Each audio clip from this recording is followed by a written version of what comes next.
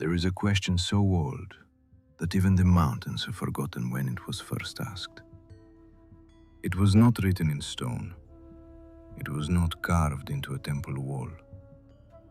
It was whispered, passed from teacher to student in the dying light of oil lamps, spoken in Sanskrit syllables so ancient they predate the concept of writing itself. And the question was this: where did they go? Not metaphorically, not philosophically, quite literally. Where did the gods go? Because according to the Vedas, the most sacred texts ever composed on this earth, there was a time, long before history, before memory, before the first king drew his first breath, when the gods walked among men. When Indra's chariot left wheel marks in the sky that glowed for days. When Varuna watched the oceans from the shore and spoke to fishermen who recognized his voice. When the boundary between the divine and the human was not a wall, but a door. And that door was open. And then, one by one, they left. The Vedas did not call it an accident. They did not call it a mystery. They called it inevitable. They gave it a name, a shape, a timeline, and perhaps most unsettling of all, a reason. What you are about to hear is that reason. It is a story that begins before the first sunrise and ends in a silence so vast that most people mistake it for emptiness. But it is not emptiness. It is a held breath, the breath of something enormous, waiting. The ancient seers knew what was coming. They encoded it in hymns, in fire rituals, in the architecture of time itself.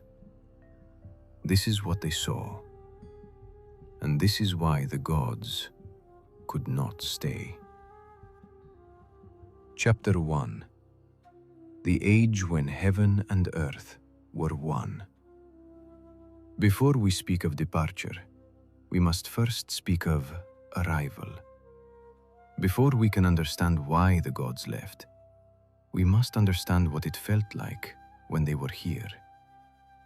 Because the world they inhabited was not this world. Not entirely. It looked different. It smelled different. Even time itself moved differently in those days. Slower, deeper. Like a river so wide you could not see the other shore. The ancient seers called it Satya Yuga, the age of truth. And if you sit quietly enough, if you let the noise of the modern world fall away for just a moment, you can almost feel the edges of it, like the faint warmth of a fire that burned out long ago in a room you were standing in for the first time. Close your eyes and imagine it. The world in Satya Yuga was not yet broken. That is the only way to describe it, really. It was whole in a way that nothing is whole anymore. The rivers ran clear and gold in the morning light, not because they were shallow, but because the light itself was different then. Deeper, more alive. The Vedic hymns describe sunrises in Satya Yuga as events that the entire natural world participated in. Birds did not simply sing at dawn, they answered the sun. Trees did not merely catch the light, they seemed to reach toward it with a kind of longing that even stone could feel. The Rig Veda, the oldest of the 4 Vedas, does not describe this age as mythology. It describes it as memory, as something that the rishis, the ancient seers, did not imagine but witnessed, or more precisely, remembered. Because the Vedic tradition holds something extraordinary about the nature of knowledge. It teaches that the highest truths are not invented by human minds. They are heard, received. The very word for the Vedas, Shruti, means that which was heard. These were not poems composed by brilliant men sitting under trees. These were transmissions, frequencies caught by minds pure enough to receive them. And what those minds received, again and again, was the image of a world in which the distance between a human being and a god was no greater than the distance between a child and its parent. Think about what that means for a moment. Not a god enthroned beyond clouds, behind veils of thunder and cosmic fire. Not a deity accessible only through elaborate ritual, only through centuries of devotion, only through the mediation of priests and temple bells and the smell of burning ghee. A god who was simply present, nearby, reachable. A god whose footstep you might hear on the path behind your home at twilight. A god whose breath you might feel as a warm wind moving through the field where your family grew its grain. This is what the Vedas describe, and it is not presented as fantasy. It is presented as the natural condition of the world in its earliest and most perfect state. Indra, the king of the gods, the wielder of the thunderbolt, did not rule from some unreachable heaven in Satya Yuga. He moved. He traveled the earth and sky in his golden chariot, pulled by tawny horses, and when he passed overhead, people looked up, not in terror, not in awe alone, but in recognition. The way you recognize the face of someone you have loved for a very long time. Agni, the god of sacred fire, was not merely a symbol invoked in ritual. He was a presence, a living intelligence that moved inside every flame, every ember, every spark that jumped from a hearth and floated upward into the dark. When a family lit their cooking fire in Satya Yuga, they were not performing a metaphor. They were greeting someone. They were opening their home to a being who had a name, a personality, a history as long as the universe itself. Varuna, the god of cosmic order, the one who watches all things and keeps the laws of the heavens in balance. He was the closest of all to the human world. The Rig Veda addresses Varuna in a tone unlike any other deity, not with triumphant praise, not with the grand, elevated language reserved for battles and victories, with intimacy, with the quiet voice of someone confessing to a friend. "What have I done?" the hymns ask Varuna. "Why are you angry with me? Let me not lose your love." These are not the words of a worshipper addressing a distant force.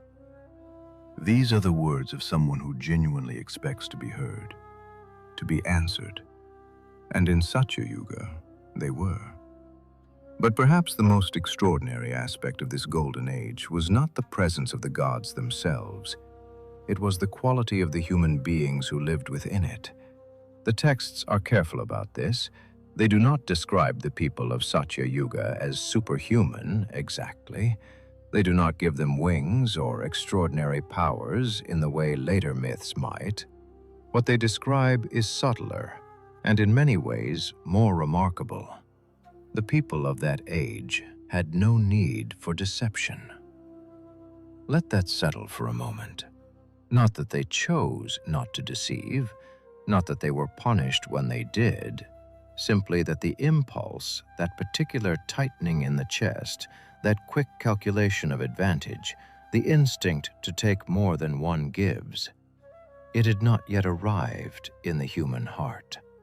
It was absent, and in its absence, something else filled that space, something the Vedas call Rita. Rita is one of the most important and most untranslatable concepts in all of Vedic thought. It is often rendered in English as cosmic order, or truth, or right action. But none of these translations quite capture what the Vedas mean by it. Rita is not a rule. It is not a law written down somewhere and enforced by punishment. It is more like a current, an underlying flow to all things, the way water finds the sea without being told to, the way a seed becomes what it was always going to become without consulting anyone. Rita is the direction in which reality naturally moves when nothing is obstructing it. And in Satya Yuga, nothing was obstructing it. Human beings lived in alignment with Rita the way birds fly in alignment with the wind. Not by effort, not by discipline, not by years of spiritual practice, but by nature, because they had not yet accumulated the weight that would later bend them away from it, the weight of ego, of craving, of fear. All of that was still distant. Still approaching from somewhere beyond the horizon. But it had not yet arrived. And so the gods stayed. Why would they leave a world like this?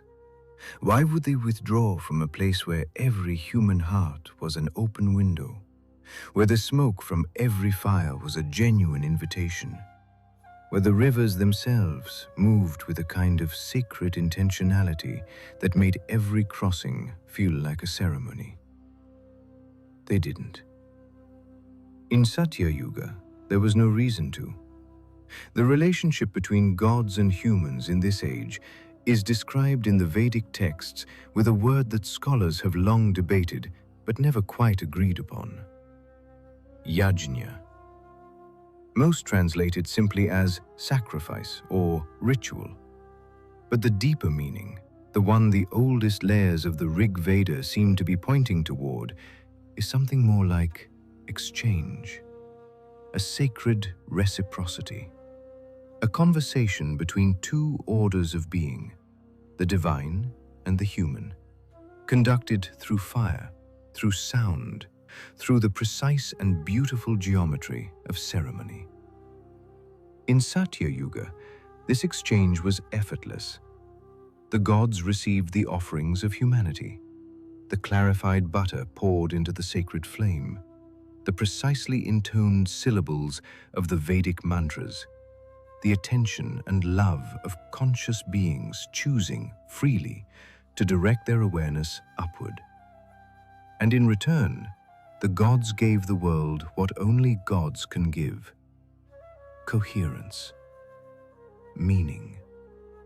The sense that what happens in one corner of the universe resonates outward, that nothing is wasted, that every gesture of genuine devotion sends a ripple through the fabric of things. This was the economy of Satya Yuga. Not gold, not land, not power, but attention and grace moving between worlds, keeping everything alive, keeping the whole structure luminous and intact. Can you imagine living inside that? The Shatapatha Brahmana, one of the great prose commentaries on the Vedic texts, preserves a description of the earth in this age that has stayed with me since the first time I encountered it. It says that in the time of Satya Yuga, the earth itself was generous in a way it is no longer. Not merely fertile, though it was that abundantly, but generous in the deeper sense, responsive. If a man sat beneath a tree and felt hunger, the tree would offer fruit before he reached for it. If a woman walked to the river's edge and felt thirst, the water would rise slightly to meet her cupped hands. The earth was not passive, it was awake. It was, in the language of that text, a participant in the life of every creature that moved across its surface. This is not presented as miracle, it is presented as normalcy, as the default state of a world that has not yet been damaged. And that word, damaged, is important because the Vedic texts do not describe the end of Satya Yuga as something that was done to the world from outside. They describe it as something that grew from within. A slow, barely perceptible shift in the orientation of the human heart.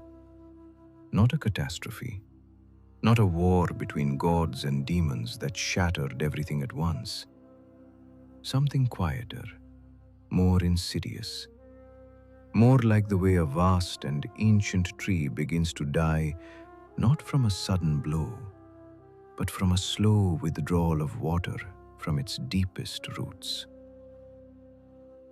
The texts divide cosmic time into 4 great ages, the 4 yugas, each one shorter than the last, each one diminished in righteousness, in joy, in the quality of connection between human beings and the divine.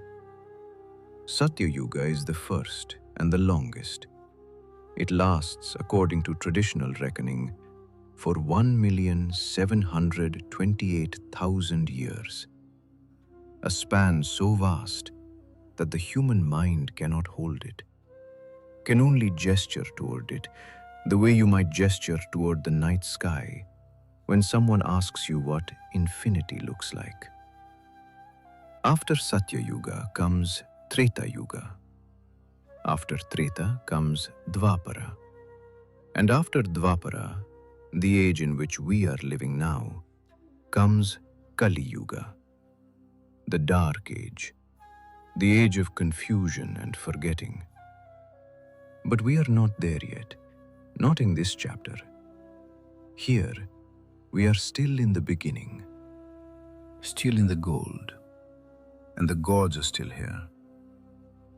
Indra is still riding his chariot across the sky, and the people below can still read the patterns in the light he leaves behind.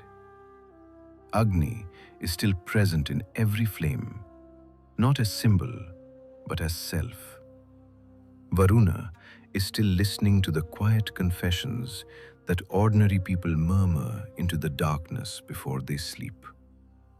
Soma, the mysterious god of the sacred drink, the deity whose true nature has been debated for as long as the Vedas have existed, still moves through the night air like something between music and medicine. The rishis are still receiving transmissions, still sitting in the pre-dawn silence with their bodies perfectly still and their awareness expanded to a size that has no human name, and still hearing, clearly, precisely, without distortion, the voices of a reality that underlies and sustains this visible one. Everything is still whole. But here is the question that the Vedic texts plant very quietly in the earliest chapters of this story. The question that will grow, slowly, into the answer we have been waiting for. What is the price of perfection? What does it cost a world to remain in that state of luminous, effortless alignment? What invisible toll accumulates with each passing age, each new generation of human beings born into bodies slightly heavier with desire, slightly more forgetful of their origin, slightly more convinced that what they can see with their eyes is all there is to see? The Vedas do not ask this question explicitly. They are too ancient for that kind of directness. They do something subtler.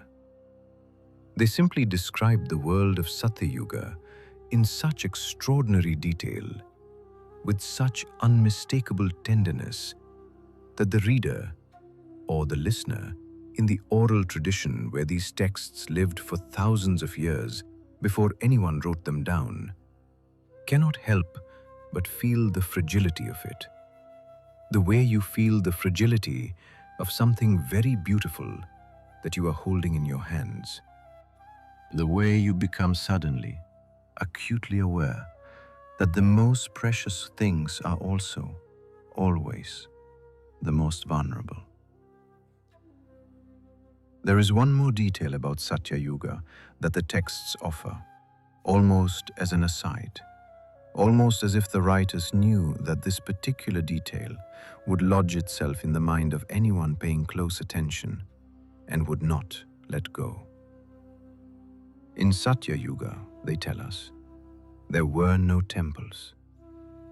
Think about that. In the age when the gods were most present, most accessible, most woven into the fabric of daily life, there were no temples, no structures built to house the divine, because the divine needed no housing. No images carved from stone, because the divine had not yet retreated to the level of symbol. No elaborate ritual to bridge the gap between the human and the sacred, because there was no gap to bridge. The temple, the Vedas quietly suggest, is not a sign of spiritual flourishing. It is a sign of spiritual distance. It appears when the gods have moved back far enough that human beings need architecture to reach them. And when you understand that, when you let that thought fully open, the history of Indian sacred architecture, the magnificent, soaring, intricately carved temples that have stood for centuries across this subcontinent, becomes something different than what it appeared to be at first glance. It becomes a record of distance, a monument not to the presence of the gods, but to their gradual, graceful, heartbreaking withdrawal. But that withdrawal has not begun yet. Not here, not in this chapter. Here, in the age of Satya Yuga, the door is still open. The fire is still alive. The river still rises to meet the thirsty hand. The god of thunder still rides across a sky that is not yet merely sky, but still something more. A ceiling of light through which another world is faintly, beautifully visible. How long will it last? Longer than any human mind can truly measure, and shorter than anyone who lived inside it could possibly have imagined. Because the first tremor, the first barely perceptible shift in the deep bedrock of the world, is already on its way. It will not arrive as an earthquake. It will not arrive as a war or a flood or a fire from the sky. It will arrive as something far quieter. It will arrive as a question. And the question will be this: what if there is more? Chapter 2. The first cracks, how the world began to forget. It did not begin with a war. It did not begin with a betrayal or a flood or a fire from the sky. It did not begin with the roar of something breaking. The great unraveling, the slow geological drift of the human world away from the divine, began, as so many irreversible things begin, with something almost too small to notice. It began with a thought. Not a wicked thought, not even a selfish one, not exactly. It was more like a flicker, a momentary hesitation in the current of Rita, that great underlying flow of cosmic order that had, up until that moment, moved through the human heart as naturally and as unquestioningly as breath. One human being, somewhere in the long, golden afternoon of Satya Yuga, paused at the edge of the sacred fire and felt, for the very first time, something that had no name yet in the language of that world. Distance. Not physical distance. The gods were still present. The fire still carried Agni's intelligence. The night sky was still the same breathing architecture of light it had always been. Nothing visible had changed, but inside, in that innermost chamber of awareness where the human spirit and the divine had always touched each other without effort, something had shifted by a degree so small it could not be measured. And yet, that immeasurable degree was enough. The Vedic concept of time is not linear in the way we tend to think of time today. It does not move in a straight line from past to future, accumulating events the way a river accumulates silt. It moves in cycles. Great, slow breathing cycles, each one complete in itself, each one containing its own birth, flourishing, decline, and dissolution. The Sanskrit word for this is kalpa, a cosmic cycle of unimaginable length, and within it, the 4 yugas turn like seasons, each one following the last with the same inevitability that winter follows autumn. This is important to understand because it changes the nature of what we are describing here. The first cracks in the world of Satya Yuga were not a mistake. They were not a punishment for wrongdoing. They were not even, in the deepest sense, a tragedy, though they felt like one to those who lived through them. They were the turning of a wheel so large that the beings riding its rim could not perceive its motion, could only feel gradually that the light seemed slightly different than it used to be, that the mornings were still beautiful, but no longer quite as beautiful as they had been, that something, somewhere, was very quietly, very patiently beginning to recede. The transition from Satya Yuga to Treta Yuga, the second great age, is described in the Vishnu Purana with a detail that I want you to hold in your mind. It says that in Treta Yuga, for the first time, ritual became necessary. Before, in the gold of Satya Yuga, there was no need for formal ceremony. The connection between human and divine was direct, unmediated, as constant and unremarkable as the connection between a hand and the arm it belongs to. A man did not need to perform a ritual to speak to Varuna. He simply spoke. A woman did not need to arrange an altar to feel Agni's presence. She simply felt it. The sacred was not a destination you traveled to. It was the air. But in Treta Yuga, the air had changed. Not poisoned, not emptied, just thinner. As if the altitude had increased slightly, and the gods, who had once been as close as your own heartbeat, now required a certain effort to reach, a certain turning of the attention, a deliberate act of orientation toward the sacred, rather than an effortless resting within it. And so ritual was born. Think about what that means. Ritual. The elaborate, precise, beautiful ceremony of the Vedic fire sacrifice is often presented as the highest expression of Vedic civilization. And it is. But the Vedas themselves quietly encode a more complicated truth.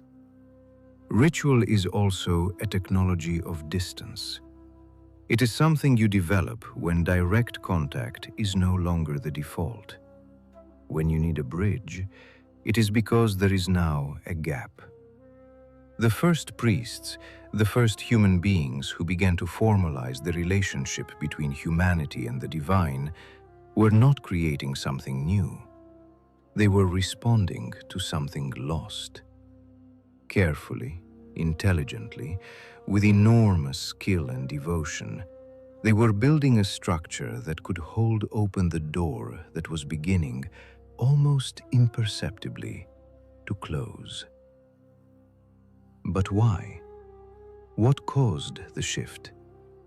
The Vedic texts approach this question from many directions, and none of them give a single, simple answer.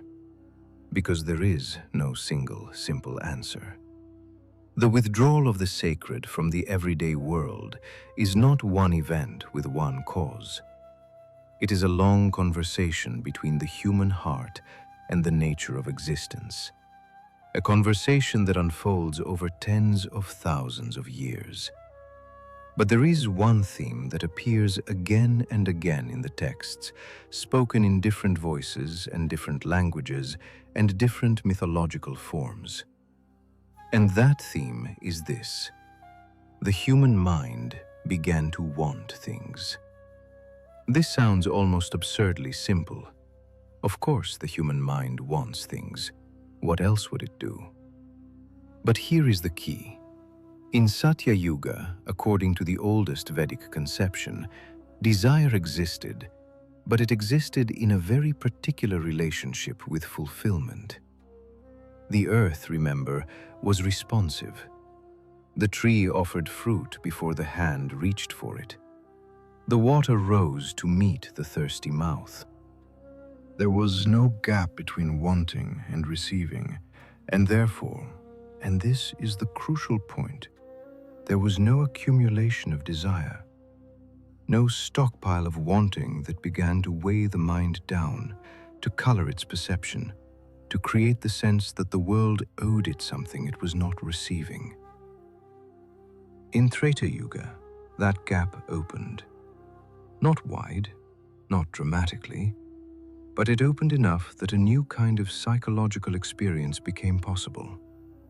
The experience of being without something you needed, of reaching and not finding, of asking and, for the first time, waiting, and sometimes waiting in silence. What happens to a mind that discovers waiting? It begins to plan. And what happens to a mind that begins to plan? It begins to imagine futures that have not yet arrived. And in imagining those futures, it begins to inhabit them emotionally, energetically, at the expense of the present moment, at the expense of the immediate, luminous reality that had always been the primary site of encounter with the divine. The gods did not leave because they were angry. They did not leave because they were offended or dismissed or forgotten. Not yet. They began to recede because the quality of human attention had shifted, very subtly, very gradually, but unmistakably. Human awareness had begun to orient itself not toward what was present, but toward what was absent. Not toward the divine that was immediately, overwhelmingly real in every moment, but toward the future goods and securities and pleasures that the mind was learning, for the first time, to crave. And the gods, the Vedas suggest this with extraordinary delicacy. The gods can only be met in presence. They exist at the intersection of the human and the eternal, and that intersection is always, only, now. When human awareness drifted from now into the anxious corridors of future and past, it did not so much close the door on the divine as simply walk away from it. The door stayed open. The gods remained exactly where they had always been. But the beings who might have walked through were no longer standing at the threshold. They were somewhere else, inside their own heads, building the first foundations of the world we now inhabit. There is a story in the Aitareya Brahmana, one of the ancient Vedic prose texts that most people have never heard of, tucked in the vast library of Sanskrit literature like a gem in a drawer, that illustrates this transition with a simplicity that has always struck me as devastating. It tells of a rishi, a seer, who lived in the earliest part of Treta Yuga, and who still possessed, just barely, the ability to see the gods directly. Not as visions, not as experiences in deep meditation, but in the way you see a person standing in front of you, clearly, with detail, with presence. One morning, this rishi woke before dawn, as rishis always do, and sat in his usual place at the edge of the forest to begin his practice. And as the light came up, he saw Agni moving through the trees in the distance, exactly as he had seen him 1,000 times before.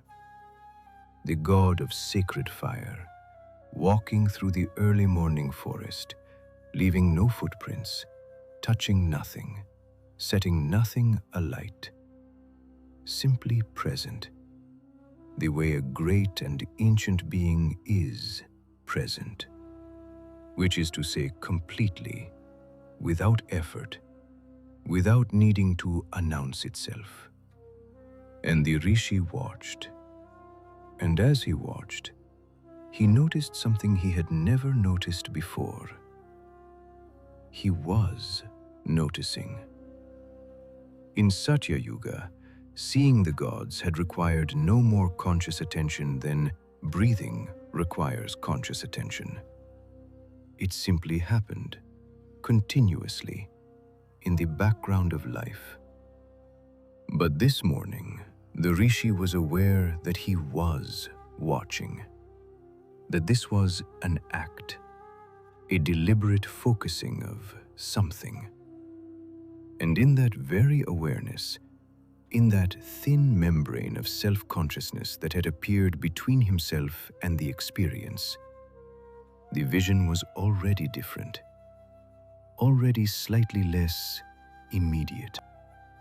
Already, in some way he could not articulate, beginning to belong to memory rather than to the present moment. He sat with this for a long time after Agni had passed from his sight. And then he built a fire, a deliberate fire, with carefully chosen wood and offerings of clarified butter and precisely shaped blades of sacred grass arranged just so. A ritual fire, a bridge fire, because he understood in that quiet morning that the direct path had already begun to narrow, and that what was required now, what the age demanded, was not less devotion, but a different kind. A devotion that could work with distance, that could work across the gap that had opened, quietly and without announcement, in the fabric of the world. And so, Treta Yuga shaped itself around this new condition. It was still a magnificent age. Do not misunderstand the Vedic account as simple deterioration, as a story of pure loss. Treta Yuga gave the world extraordinary things. It gave the world the full flowering of Vedic ritual, the most sophisticated ceremonial science ever developed by human beings. A system of such mathematical and sonic precision that its effects on consciousness can still be felt by anyone who sits in the presence of a properly performed fire sacrifice, even today, thousands of years after the world that created it has dissolved. It gave the world the rishis in their full power, those extraordinary beings who had refined themselves to such a degree of inner purity that they could still receive the transmissions, still hear the voices beneath the surface of reality, still catch the frequencies that the gods were broadcasting continuously, whether or not anyone was tuned to receive them. The great hymns of the Rig Veda were composed in this era, and they are not the work of people who had lost access to the divine. They are the work of people burning with it, desperate to hold it, to codify it, to pass it forward through time before it diminished any further. And it gave the world what would become, much later, one of its most celebrated myths, the Ramayana. Because it was in Treta Yuga that Rama walked the earth. Rama. Even the name seems to carry its own particular quality of light. The seventh avatar of Vishnu, the preserver of cosmic order, who came into the world in human form, not despite its imperfection, but because of it. Not to restore Satya Yuga, that was not possible from within Treta Yuga's unfolding, but to demonstrate that even in an age of increasing distance, even in a world where the sacred had retreated to a level that required effort and devotion to reach, a human life could still be lived in perfect alignment with Dharma. Dharma, right action, right being, the living expression of cosmic order in the conduct of a single human life. Where Rita was the name for that order as it moved through the universe, Dharma was the name for it as it moved through a person. And Rama's entire life was a teaching about Dharma under conditions of difficulty. Not the effortless Dharma of Satya Yuga, where right action arose naturally because nothing pulled against it, but the earned Dharma of Treta Yuga, where righteousness required constant choice, constant effort, constant willingness to sacrifice personal happiness for the integrity of something larger than personal happiness. This is why the Ramayana still speaks to people, not because it is a story about perfection, but because it is a story about perfection's cost, about what it requires of a person to remain aligned with the sacred in a world that is no longer organized around the sacred as its default. But even as Rama walked the earth, even as the great epic of Treta Yuga played out its drama of exile and devotion and war and return, the wheel was still turning. The cycle did not pause for beauty. It did not slow down for love or valor or sacrifice, no matter how extraordinary. It simply turned, as it had always turned, with the vast indifference of a cosmos that contains all of this and more, and is moved by none of it. And after Treta Yuga came Dvapara, and the gods took another step back.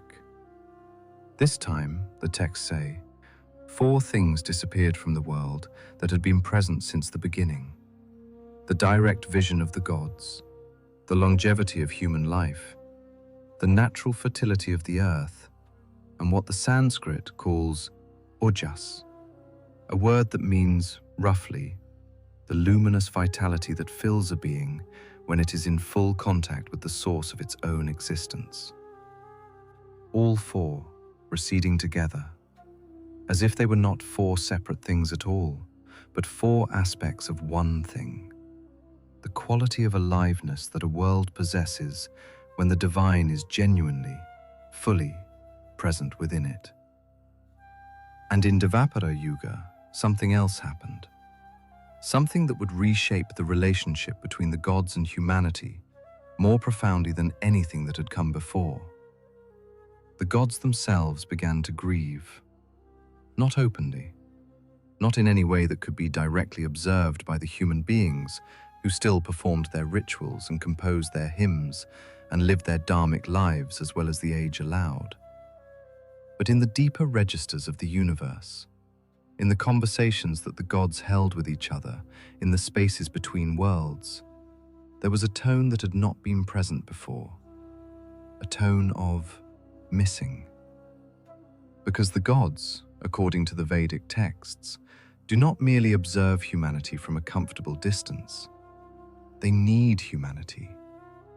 The relationship between the divine and the human, the Vedas insist with remarkable consistency, is not a hierarchy in which the higher realm simply tolerates or condescends to the lower. It is a reciprocity. It is a mutual sustaining. The gods feed the world through their presence and their grace, and the world feeds the gods through its attention and its devotion. When that exchange falters, when human awareness drifts too far from the sacred to generate genuine, clear, undistorted devotion, something diminishes at both ends of the relationship.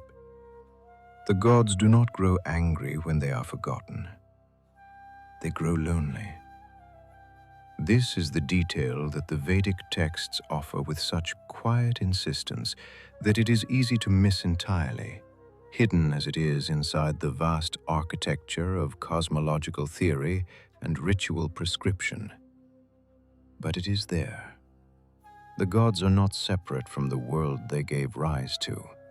They are bound to it by something that functions across the scale of cosmic time, very much like love.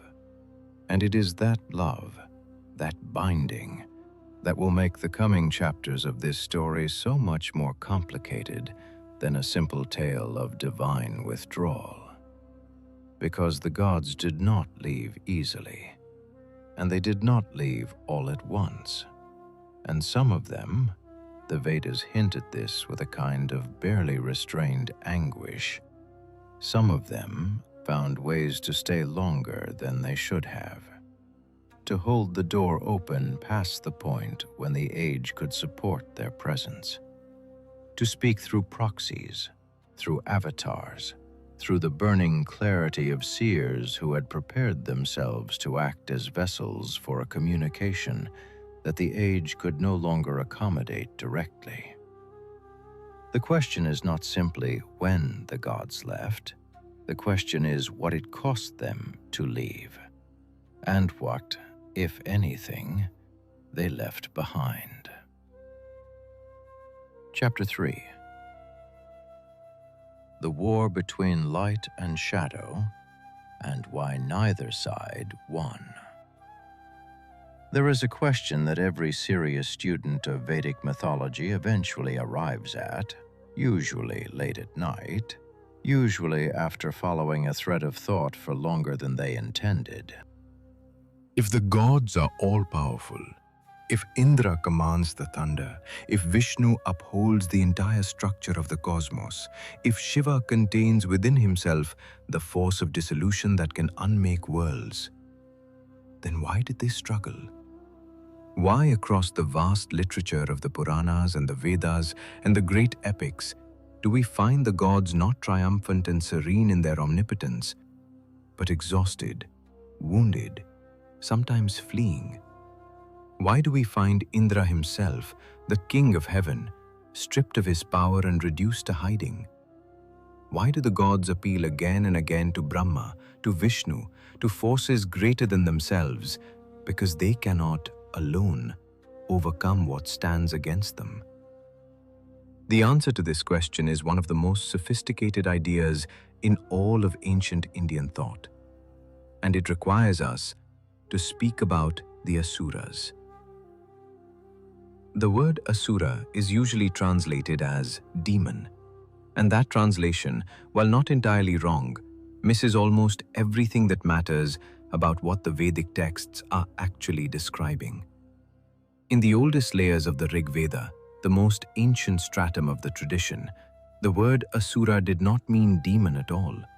It meant roughly possessing life force. It was in those earliest texts sometimes even applied to the gods themselves as a title of power. The shift from this original meaning to the later meaning of enemy of the gods happened gradually across centuries of textual evolution, and that shift is itself a story about how the Vedic tradition understood the nature of conflict in the cosmos. The Asuras are not, in the full Vedic conception, simply evil. They are not the villains of a morality play, placed in opposition to the virtuous gods so that good can triumph over evil in a satisfying narrative arc. They are something more disturbing, more interesting, and ultimately more instructive than that. They are the gods' brothers. This is stated directly in multiple texts. The Devas, the gods, and the Asuras share the same cosmic parentage. They are both children of Prajapati, the primal lord of creatures, the first being to emerge from the formless void of pre-creation. Same father, same origin, same initial endowment of power and intelligence and cosmic substance. What separated them was not their nature, but their orientation. The Devas oriented themselves toward light, toward Rita, toward the sustaining order of the cosmos, toward the practice of releasing what they held and trusting in the replenishment that generosity makes possible. The Asuras oriented themselves downward, toward the dense, toward the accumulating, toward the hoarding of power rather than its circulation, toward the conviction that existence is a competition, and that the being who holds the most at the end has won something worth winning. Neither of these orientations, the Vedas suggest, is a choice made once and irrevocably. Both are tendencies present in every conscious being, including, it must be said, and the texts do say it, quietly, consistently, in every human being. The war between the Devas and the Asuras is not a war that happens somewhere else. It is a war that happens inside. But it also happens outside. In the cosmic scale of Vedic mythology, the internal and the external are not separate theaters of operation. They are the same theater, viewed from different distances.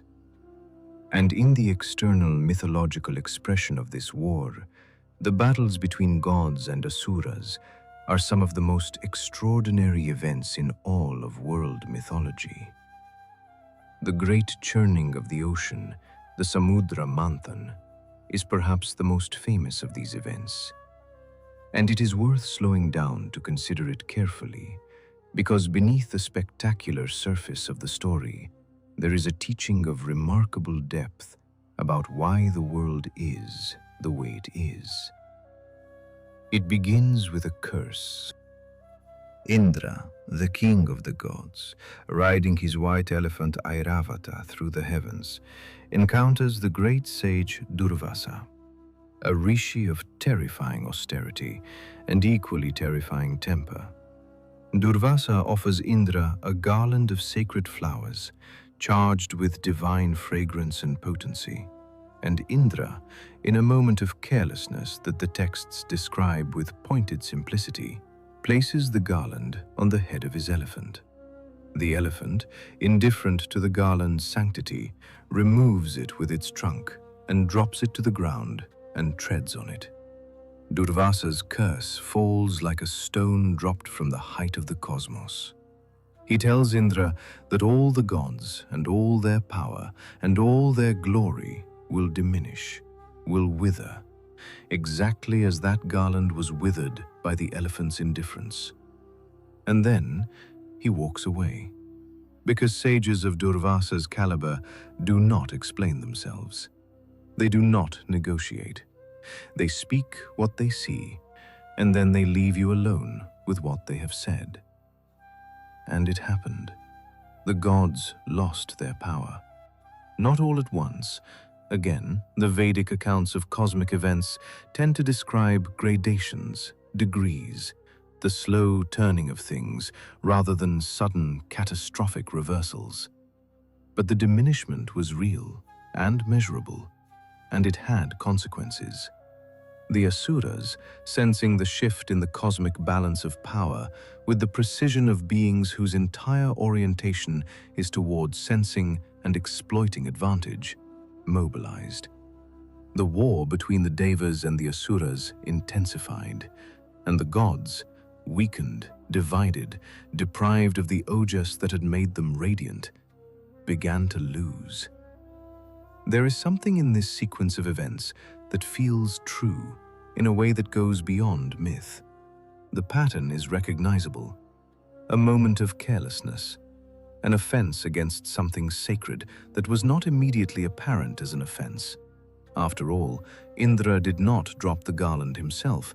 He simply failed to protect what had been entrusted to him. And yet the consequence was total. Because in the Vedic understanding of things, carelessness toward the sacred is not a minor failing. It is a structural weakness. It is the crack through which diminishment enters. Desperate, the gods went to Brahma. And Brahma, the creator, who sees the shape of all things as they must unfold within the pattern of cosmic time, directed them to Vishnu. And Vishnu gave them a solution so counterintuitive that it could only have come from a mind operating outside the logic of ordinary advantage. He told them to make peace with the Asuras, not to surrender, not to abandon the war or accept defeat, but to make temporarily a truce, and to propose to the Asuras a joint venture that would benefit both sides. He told the gods and the Asuras together to churn the primordial ocean, to use Mount Meru, the cosmic mountain at the center of the universe, as a churning rod, to use Vasuki, the great serpent king, as a rope, and to churn the ocean of milk that underlies all of material existence until its deepest hidden gifts rose to the surface. Chief among them, Amrita, the nectar of immortality, the substance that, once drunk, would restore the gods to their full power. This is the Samudra Manthan, and the imagery of it, the great serpent wrapped around the mountain, the gods pulling at one end and the Asuras at the other, the ocean itself groaning under the force of their combined effort. This imagery has endured for millennia across every medium of Indian art. It is painted on temple walls, carved in bas-relief on ancient stone, woven into textiles, described in texts that span thousands of years of literary history. Why has it endured? What does it mean? The churning produced many things before it produced Amrita. This is a detail that most retellings of the story treat as colorful prologue, but which the Vedic texts themselves treat as the heart of the teaching. Before the nectar of immortality rose from the churned ocean, 14 extraordinary substances emerged. Kamadhenu, the wish-fulfilling cow. Kalpavriksha, the wish-fulfilling tree. Airavata, the white elephant who would become Indra's mount. Lakshmi, the goddess of abundance and grace, who rose from the ocean's surface on a lotus and chose freely to take her place with the gods. And, most terrifyingly, most beautifully, Hala Hala, the poison of the world. The most deadly substance in existence, so potent that its release into the cosmic ocean threatened to destroy not just the gods and the Asuras, but all of creation. It rose from the churning depths before the nectar did, as if the ocean needed to offer its most dangerous gift before its most precious one, as if creation itself was insisting that the beings who sought the greatest gift first demonstrate that they could survive or find a way to contain the greatest danger. And it was Shiva who saved the world. Shiva, who stands outside the conflict between Devas and Asuras, because he stands outside all conflicts, who is not aligned with the preserving of things or the destroying of them, but simply with reality as it is, in its totality. Shiva, who is sometimes depicted with his eyes closed, and sometimes with a third eye that sees what the other two cannot. It was Shiva who stepped forward and drank the halahala, drank it and held it in his throat, did not swallow it, did not let it descend into his body and be neutralized, but held it there, in his throat, which turned blue from the poison's power. This is why Shiva is called Nilakanta, the blue-throated one. And it is one of the most profound images in all of Vedic mythology. The great god who holds the world's worst poison in his own body, not to destroy it, not to release it, but simply to contain it, to prevent it from destroying everything else. Ask yourself what that means. In a world that is imperfect, in an age that is turning toward increasing darkness, someone has to hold the poison. Someone has to be willing to absorb the worst of what the churning produces and carry it without being destroyed by it. That capacity, the capacity to hold darkness without releasing it and without being consumed by it, the Vedas present as one of the highest forms of spiritual power. Not light triumphant over darkness, not the elimination of the poison, but its containment, its transmutation, held inside a being vast enough to survive it. Eventually, the Amrita emerged, and here the story takes a turn that is often overlooked in popular retellings, but which is, in many ways, its most important element. Vishnu, who had orchestrated the entire event, used his power of Maya, of divine illusion, to appear before the Asuras in the form of Mohini, a figure of such overwhelming beauty that it scattered the Asuras' attention and disrupted their capacity for coordinated action. While they were distracted, the Amrita was distributed to the gods. One Asura, Svarbhanu, saw through the disguise and slipped among the gods to drink from the vessel. He managed to swallow a portion of the nectar before Vishnu's discus cut off his head. But because he had tasted Amrita, he did not die. His head and body became two separate, immortal beings, Rahu and Ketu, who would become the nodes of the moon and the cause of eclipses, eternally pursuing the sun and moon in revenge for what was done to them. Think about that for a moment. An Asura who sought immortality obtained it, but not in the form he had imagined. He obtained a kind of immortality that was also a kind of perpetual incompleteness. A head without a body. A hunger that can never be satisfied, because the throat through which satisfaction would flow has been severed. The Vedas are doing something very subtle here. They are suggesting that the orientation toward accumulation, toward seizing what belongs to others, toward obtaining by deception what cannot be honestly earned, does not lead to emptiness.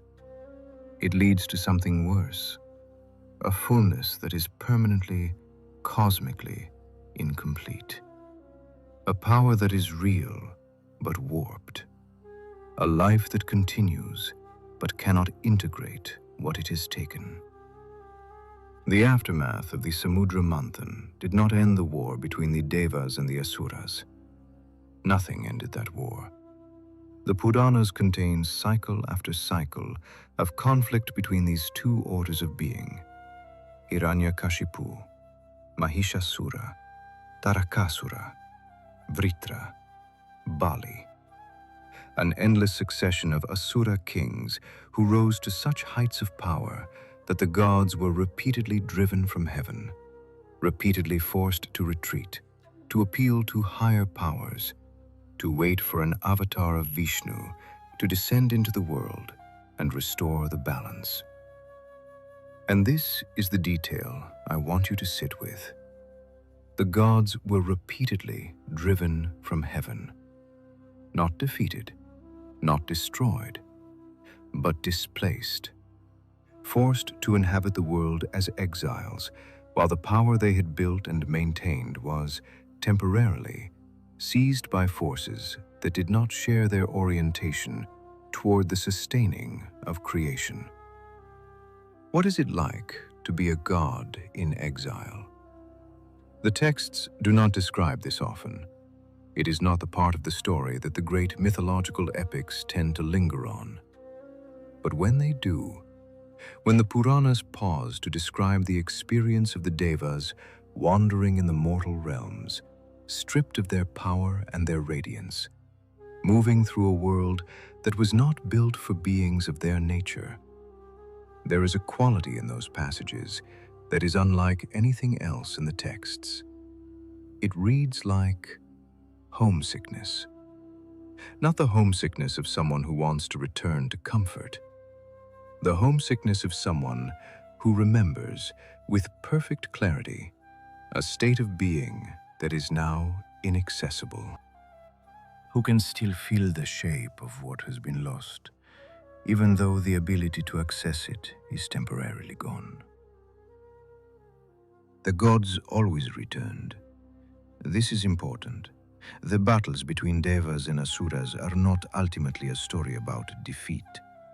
They are a story about resilience, about the way the cosmic order, however severely disturbed, reasserts itself, about the way light, however deeply obscured, is never actually extinguished because it belongs to the structure of reality at a level more fundamental than the temporary rearrangements of power that seem, from within the story, to be so total and so permanent. But each return cost something. Each cycle of exile and restoration left the world slightly more worn than it had been before, slightly more complicated, slightly more layered with the residue of conflict. The earth did not fully recover its original quality after the great battles were fought above it and through it and within it. The sky did not quite regain the specific clarity it had possessed before the cosmic churning disturbed the deep foundations of the material world. The wheel turned, the yugas aged, and the quality of the world, its luminosity, its responsiveness, its capacity to act as a transparent medium through which the divine could flow freely, diminished, increment by invisible increment, with each great cycle of conflict and resolution. And here is where the Vedic account of the wars between gods and asuras connects to the larger story we are telling. Because the gods, in their wisdom, which is a different thing from ordinary intelligence, a thing that encompasses not just what is true, but what is necessary. The gods understood something that the asuras, in their orientation toward accumulation and control, could not understand. They understood that a world damaged enough by conflict eventually becomes a world in which their full presence is no longer possible. Not because the gods are weak, not because they have been defeated, but because the medium through which they exist in relation to the human world, the quality of consciousness, the clarity of attention, the capacity of the human heart to receive what the divine is continuously broadcasting, that medium can be degraded, not destroyed, but degraded to the point where the signal, however strong at its source, produces only static when it arrives. The asuras, for all their power, never grasped this. They fought to hold territory. They fought to hold heaven, to hold the stores of Amrita, to hold the levers of cosmic power. They could not understand that what the gods possessed was not a territory or a substance. It was a relationship. And relationships cannot be seized. They can only be maintained. or lost. The battles, then, were never just about who would rule the cosmos. They were about the condition of the world, about what kind of world was being made, layer by layer, conflict by conflict, cycle by cycle, and about whether that world would remain one in which the gods could be present, in which the door between the human and the divine could remain open. The Vedas, watching all of this from the vast perspective of their cosmic timeline, were not surprised by what they saw happening. They had foreseen it. They had, in fact, described it, with a precision and a calm that is, when you sit with it long enough, more unsettling than any dramatic prophecy of doom could ever be. They gave it a name. They gave it a shape. They placed it within the turning of the great wheel of time and said, "This is what comes next." What comes next is Kali Yuga. And what Kali Yuga means for the gods and for the world they made and loved and could not in the end remain within, that is the story still waiting to be told. Chapter 4. What the seers saw. The prophecies of Kali Yuga. Imagine a man standing on a mountaintop. Not a small mountain, the highest point available to human sight. A place where the air is thin enough that ordinary perception begins to dissolve at its edges, where the horizon is not a line but a curve, where you can see, if your eyes are trained for it, the slight, barely perceptible bend of the world. From this height, the man looks outward, not at what surrounds him in the immediate present, but at what is approaching from the distance. What is still, to anyone standing at the base of the mountain, entirely invisible. Decades away, centuries, millennia. He watches for a long time, and then he comes down the mountain and writes what he saw. This is what the ancient rishis did, not metaphorically, not as a literary device. In the Vedic understanding of consciousness, the highest states of meditative absorption, the states that the great seers cultivated over lifetimes of extraordinary discipline, genuinely expanded the perception of time. Not in the way we use that phrase today, as a poetic description of deep focus. Literally, the seer, in the deepest states of samadhi, could perceive the patterns of time the way an eagle perceives the patterns of a landscape, from above, all at once, with a clarity unavailable to anyone still moving through it on the ground. What they saw, they encoded, in hymns, in fire rituals, in the architecture of the great texts. And what they encoded, above all else, was this: a precise and detailed description of the age that would come after all the others. The age we are living in now, Kali Yuga. The name itself is worth pausing over. Kali, in this context, does not refer to the goddess Kali, the dark mother of dissolution, though the resonance between the two is not accidental. In the language of the Yuga cycle, Kali refers to the last and worst throw of a die in an ancient Indian game of chance. The losing throw. The one that means all advantage is gone, all position lost, all the accumulated gains of previous rounds erased. Kali Yuga is, in other words, the bottom of the wheel, the point at which the great cycle of cosmic time reaches its nadir, its farthest point from the source, its maximum distance from the light, its deepest immersion in density, confusion, and forgetting. And the Bhagavata Purana, which contains perhaps the most detailed and most sobering account of this age, does not flinch in its description of what that means. It describes Kali Yuga not with horror, but with the steady, unsentimental clarity of a physician describing the progression of a disease. Not to frighten, not to despair, but because a disease that is named and understood can be navigated. And the rishis, who loved the world they were describing even as they described its decline, wanted the people who would live within Kali Yuga to have what no one standing inside it could generate on their own: the view from the mountaintop. So what did they see? The Bhagavata Purana describes the signs of Kali Yuga with a specificity that has caused scholars and mystics alike across many centuries to catch their breath. Not because the descriptions are dramatic. They are not. They are quiet, almost mundane. It is their accuracy that disturbs.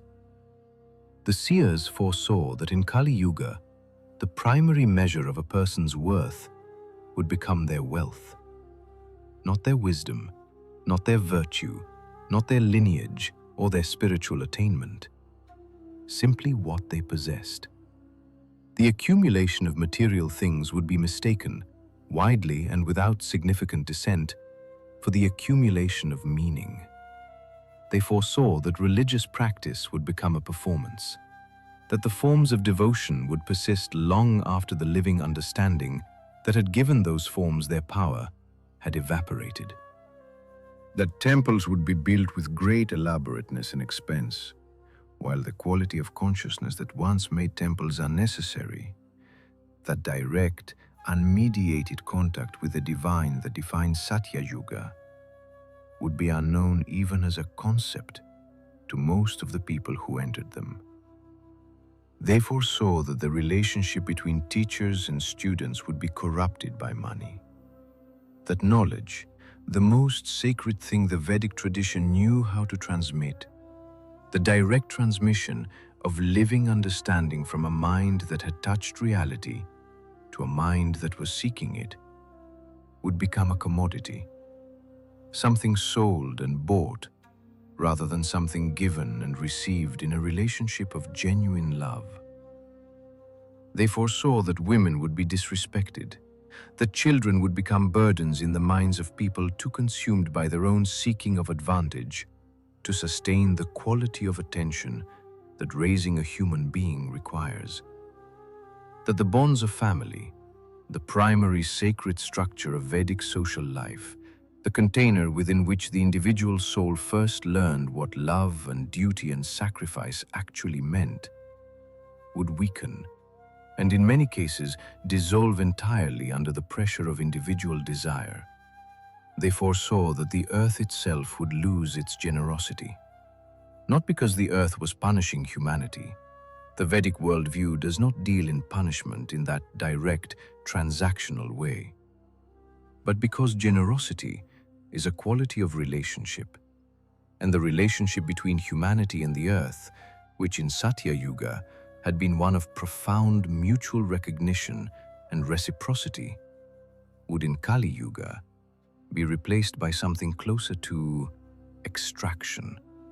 Humanity would take from the earth not as a child receives from a parent, with gratitude, with awareness, with the understanding that what is received must in some form be returned, but as a machine processes raw material.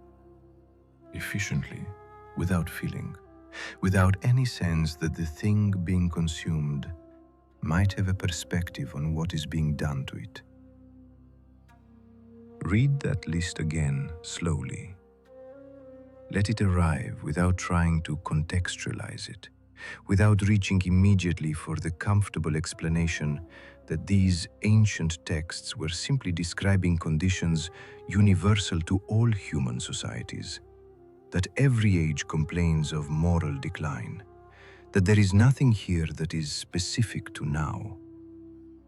Let the specificity land. Wealth as the measure of worth, spiritual practice as performance, knowledge as commodity, the dissolution of family structures, the extraction of the earth without reciprocity. The rishis wrote this down between 2 and 5,000 years ago, depending on which texts you are consulting and which scholarly chronology you find most convincing. They wrote it as prophecy, as a description of what was not yet true, but would eventually become true. And they embedded it within a cosmological framework precise enough to indicate not just that these things would happen, but approximately when. What are we to do with that? The Vishnu Purana adds dimensions to the portrait of Kali Yuga that are, if anything, even more precise than the Bhagavata's account. It describes a deterioration of the human body itself, not just the spirit or the social order, but the physical form. In Satya Yuga, human beings were taller, longer lived, more robust in their capacity for endurance and experience. With each passing yuga, the texts say, the body contracts, the lifespan shortens, the senses become less acute, not because they are damaged, but because the subtler frequencies of the living world, the presences, the intelligences, the layers of reality that lie just beneath the visible surface, gradually move beyond the range of ordinary human perception. In Kali Yuga, the Vishnu Purana says, the maximum natural human lifespan will be 100 years. And even that 100 years will be lived in a body less capable of the deep stillness, the refined sensitivity, the sustained interior attention that allowed the rishis of earlier ages to hear the Vedas in the first place. Think about the implications of that. The very instrument through which the sacred was received, the human mind in its state of maximum refinement, becomes progressively less capable of that reception. Not because the signal has stopped broadcasting, not because the gods have gone silent, but because the receiver has been gradually, biologically, structurally diminished. As if the same process of cosmic withdrawal that had been operating at the level of consciousness and social structure was simultaneously operating at the level of cells and nerves and the architecture of the brain itself. But the most devastating prophecy, the one that sits at the center of all the others like a still point around which everything else revolves, is about memory. The seers foresaw that in Kali Yuga, human beings would forget. Not specific facts or specific events, though that too. Something deeper. They would forget what they were. They would lose access almost entirely to any direct experience of their own nature as something more than a collection of biological processes and social roles and personal histories. The vast, luminous, dimensionless awareness that the Upanishads call Atman, the self that is identical to Brahman, to the underlying consciousness of the universe. This would become, for most people in Kali Yuga, not a living reality, but a philosophical concept. Something to be discussed, debated, written about in academic papers. Never touched, never known from the inside. And here is what makes this prophecy so much more than a simple prediction of spiritual decline. The seers understood that forgetting your own nature is not merely a personal loss. It is a cosmological event. Because if the gods exist in a relationship with the divine spark in the human being, if the encounter between the mortal and the immortal happens precisely at that point where the human recognizes something in itself that is not human, then a humanity that has forgotten its own deepest nature has, in a very real sense, made itself inaccessible to the divine. Not abandoned by the gods, but unreachable by them. Because there is no longer a surface on which the contact can be made. The door is not locked. The house is simply empty. The Mahabharata, the great epic that contains within it the Bhagavad Gita, the most beloved philosophical text in the entire Hindu tradition, is, among many other things, a document about the transition between Dvapara Yuga and Kali Yuga, about the exact hinge point, the moment when one age ended and the other began. And the Mahabharata locates that moment with extraordinary precision. It says that Kali Yuga began on the day that Krishna left the earth, not on a date determined by astronomical calculation, though such calculations have been made and are honored. On the day a specific being, Krishna, the eighth avatar of Vishnu, perhaps the most complete and most complex expression of the divine in human form that the Vedic tradition ever produced, chose to complete his time here and withdraw. That is the marker. Not a planetary alignment, not a calendar date, not a political event or a natural catastrophe. The presence of a god. And then, its absence. The age changed not because something new arrived, but because something ancient departed. As if Kali Yuga is not, at its root, a description of social decline or moral deterioration, though it is all of those things too, but a description of what the world is like without the direct, embodied, walking among us presence of the divine. Cold, confused, brilliant in places, but without the unifying warmth of a sun that is moved behind clouds so thick that some people, born after the clouds arrived, have begun to wonder if the sun was ever really there at all. What did Krishna know that the people around him did not? The Bhagavata Purana gives us a portrait of Krishna's last days on earth that is almost unbearable in its quiet intensity. He had lived an extraordinary life, as cowherd, as prince, as charioteer, as teacher, as the voice that spoke the Bhagavad Gita on the field of Kurukshetra to a man so torn by grief and confusion that he had forgotten why any of it mattered. As the being who had, more than any other single presence in the tradition, made the divine available to ordinary human beings, not through elaborate ritual or crushing asceticism, but through something as simple as love, as the quality of attention that arises naturally when you are fully, genuinely, wholeheartedly present. And yet, Krishna left. He left because he saw what was coming, because the Yuga had turned, and the world that was arriving, the world of Kali, was not a world that his continued presence could help in the way his presence had helped in the age just ending. The divine cannot be forced on the world. It cannot maintain itself in a medium that has lost the capacity to hold it. There is a passage in the Mausala Parva of the Mahabharata, the section that describes the end of Krishna's time on earth, where Krishna, in his final hours, sits alone in a forest. Just sits. A hunter mistakes him, in his stillness, for a sleeping deer, and shoots an arrow that strikes the one vulnerable point on his body, his foot. And Krishna, the all-knowing, the one who contains the entire universe within himself, thanks the hunter. Thanks him, because the arrow was not a mistake. It was a completion, an appointment kept.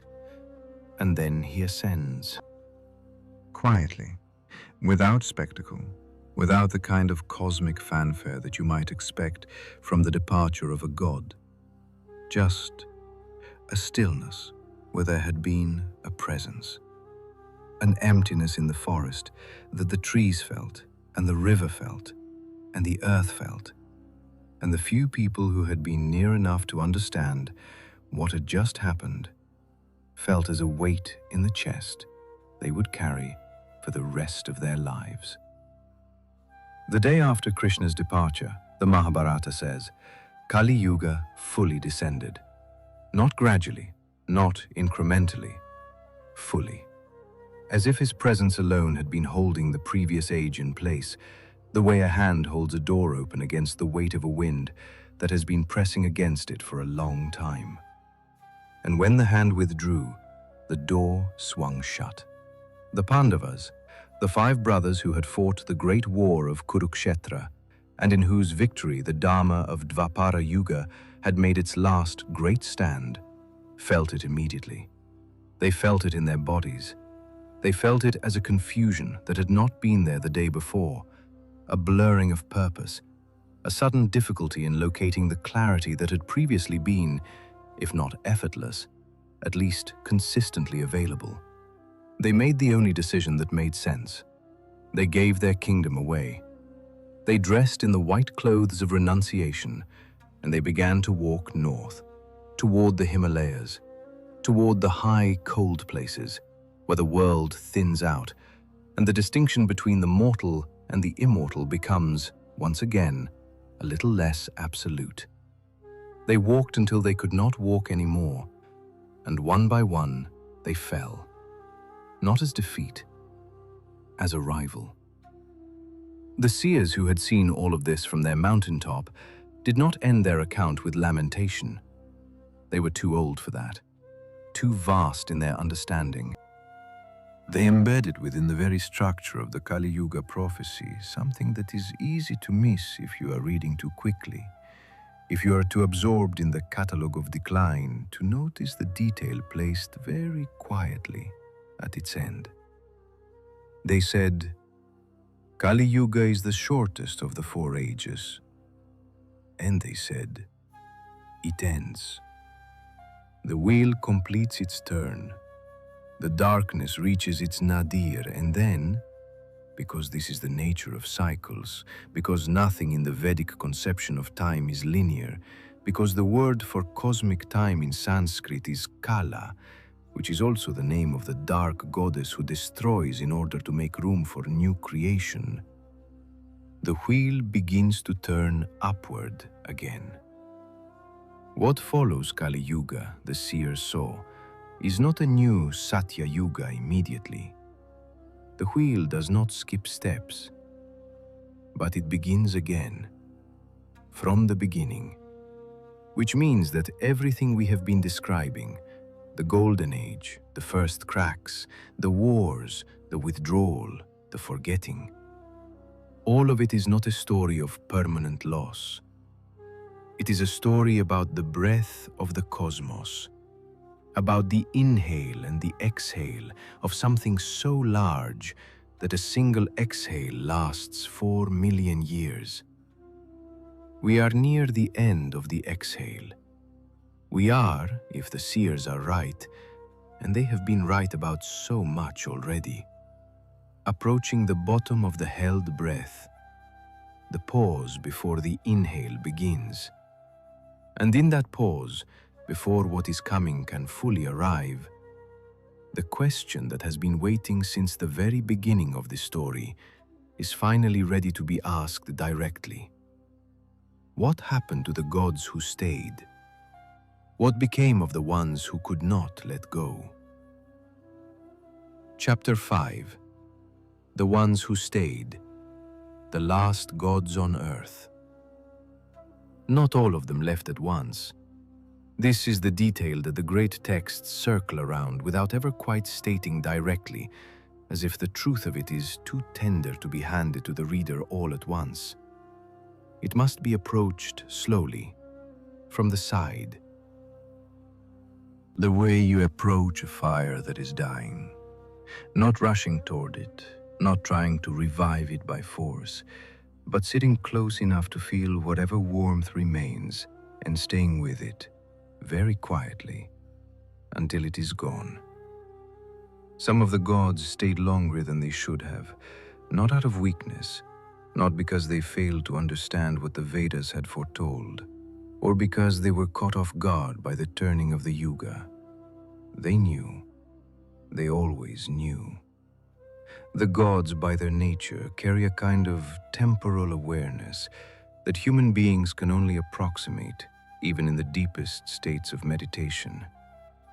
They felt the wheel turning, the way a sailor feels the change in the wind, not by looking at it, but by the shift in everything, the quality of the light, the behavior of the sea, the particular silence that arrives before a very large weather system makes itself visible on the horizon.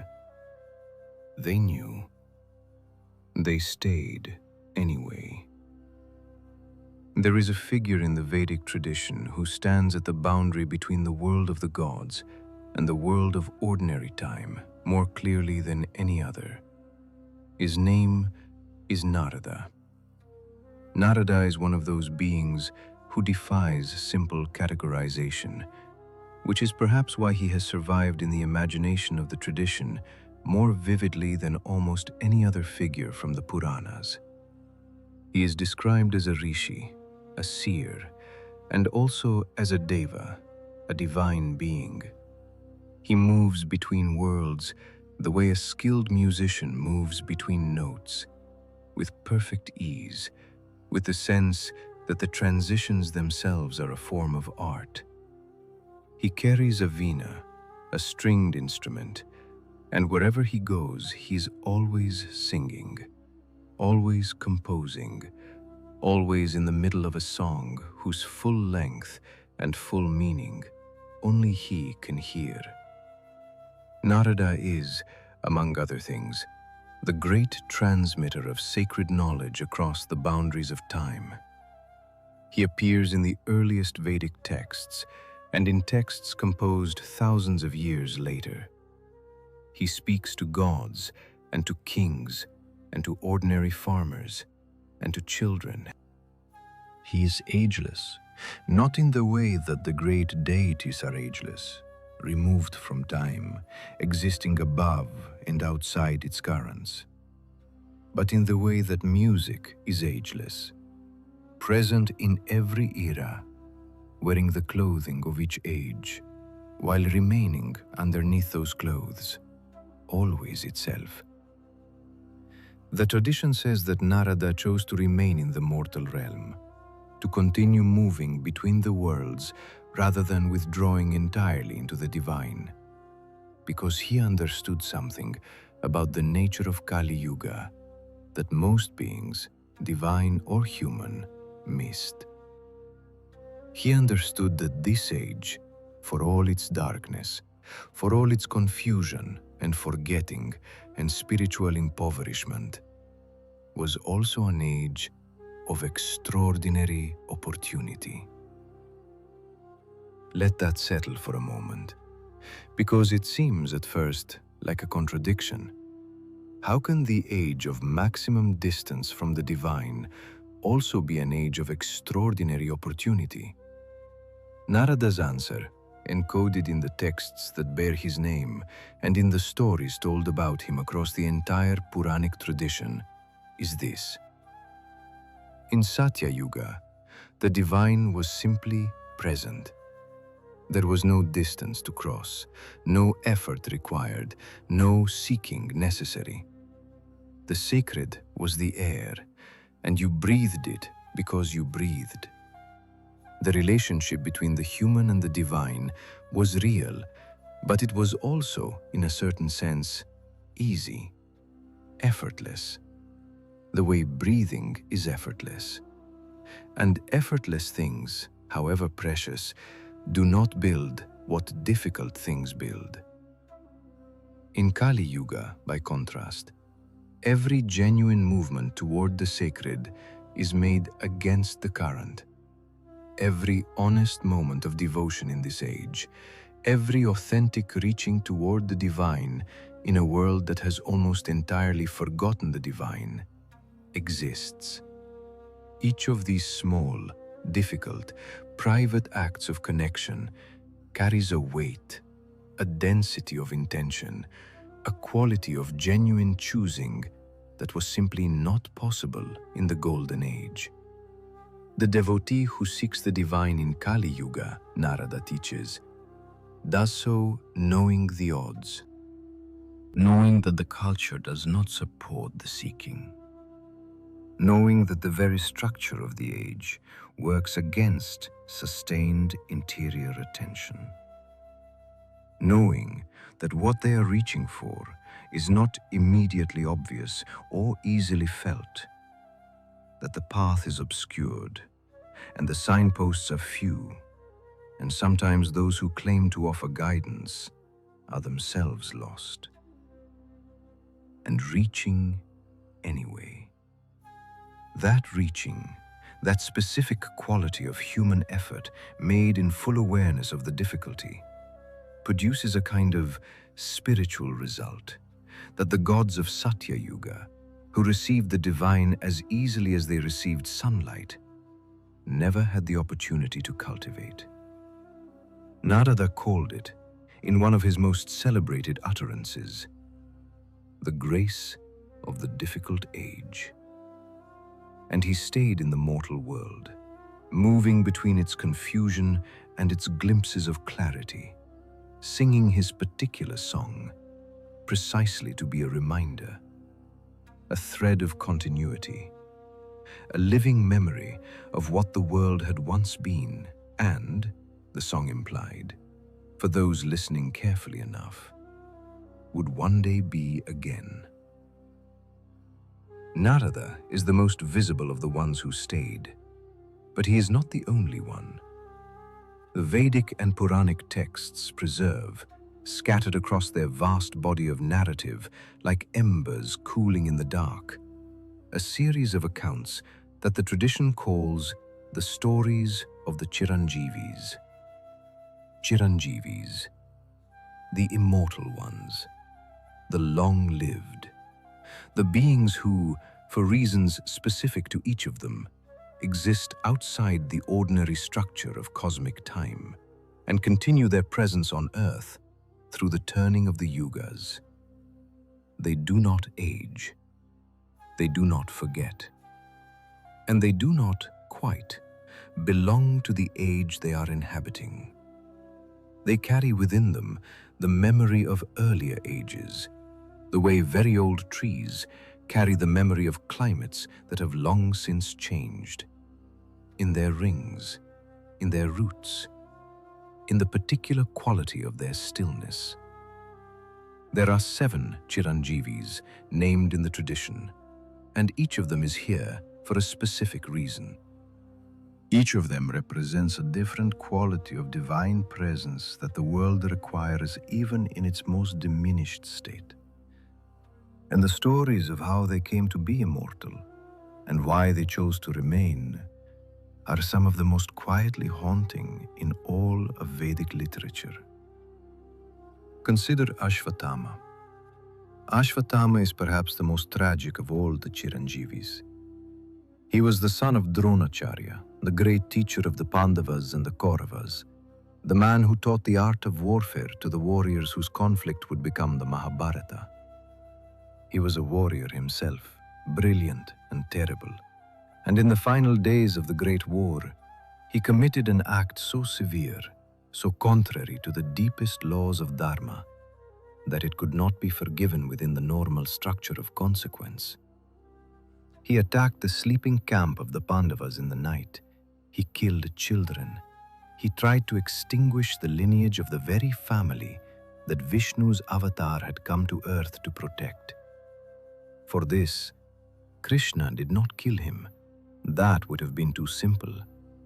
Instead, he cursed him to wander the earth in his body, wounded, marked, unable to die, for thousands upon thousands of years, until the end of the current age. Moving through the world that he had wronged, carrying his wound, remembering what he had done, unable to lay it down, unable to complete the arc of his consequence by moving on. The tradition says he is still here.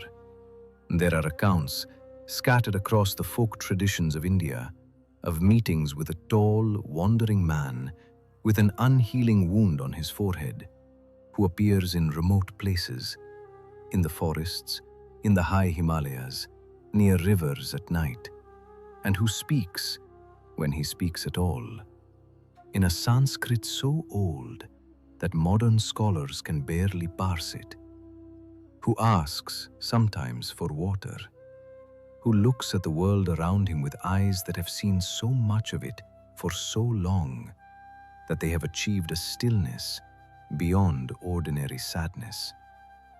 Is any of this verifiable in the way that modern knowledge demands verification? No. But ask yourself why this story persists. Ask yourself why, of all the things the tradition might have chosen to preserve, it chose to preserve the image of a guilty immortal wandering endlessly through the ages, carrying the memory of what he did. What need does that image answer? What truth does it hold in place against the forgetting? Hanuman is another of the Chiranjeevis, and his presence in the world of Kali Yuga is the counterweight to Ashwatthama's shadow. If Ashwatthama represents the consequence of transgression sustained across cosmic time, Hanuman represents the consequence of devotion sustained across cosmic time. The great devotee of Rama, whose entire life was, in its deepest structure, an act of service so pure and so complete that it dissolved every distinction between the one who serves and the one who is served. Hanuman was granted immortality not as punishment, and not even quite as reward, but as a kind of cosmic necessity. Because Rama's story, the story of Treta Yuga's most luminous expression of Dharma, needed to be remembered, not as text, not as narrative, as living testimony. Somewhere in the world, the Ramayana needed to exist not in the form of words in a book, but in the form of a being who had been there, who had known Rama directly, who could not tell you about Rama the way a scholar tells you about a historical figure, but the way a man tells you about someone he loved. The tradition says that Hanuman goes to every recitation of the Ramayana, in every age, in every place where the story is told. That he is present, always, wherever Rama's name is genuinely spoken. That the tears on the face of a devotee who is moved by the story are, in some sense, his tears. That the joy in the heart of someone who suddenly understands for the first time what Rama's exile or Sita's patience actually means. That joy passes through him as a kind of resonance, a string vibrating in sympathy with a string being plucked in another room. He stays because love does not release, not real love, not the kind that was forged in the fire of Treta Yuga and tested in ways that human language does not have adequate instruments to measure. That love simply continues. It outlasts the age that created it. It outlasts the deterioration of the world around it. It sits very quietly in the forests and the mountains and the spaces between words where silence carries more than speech.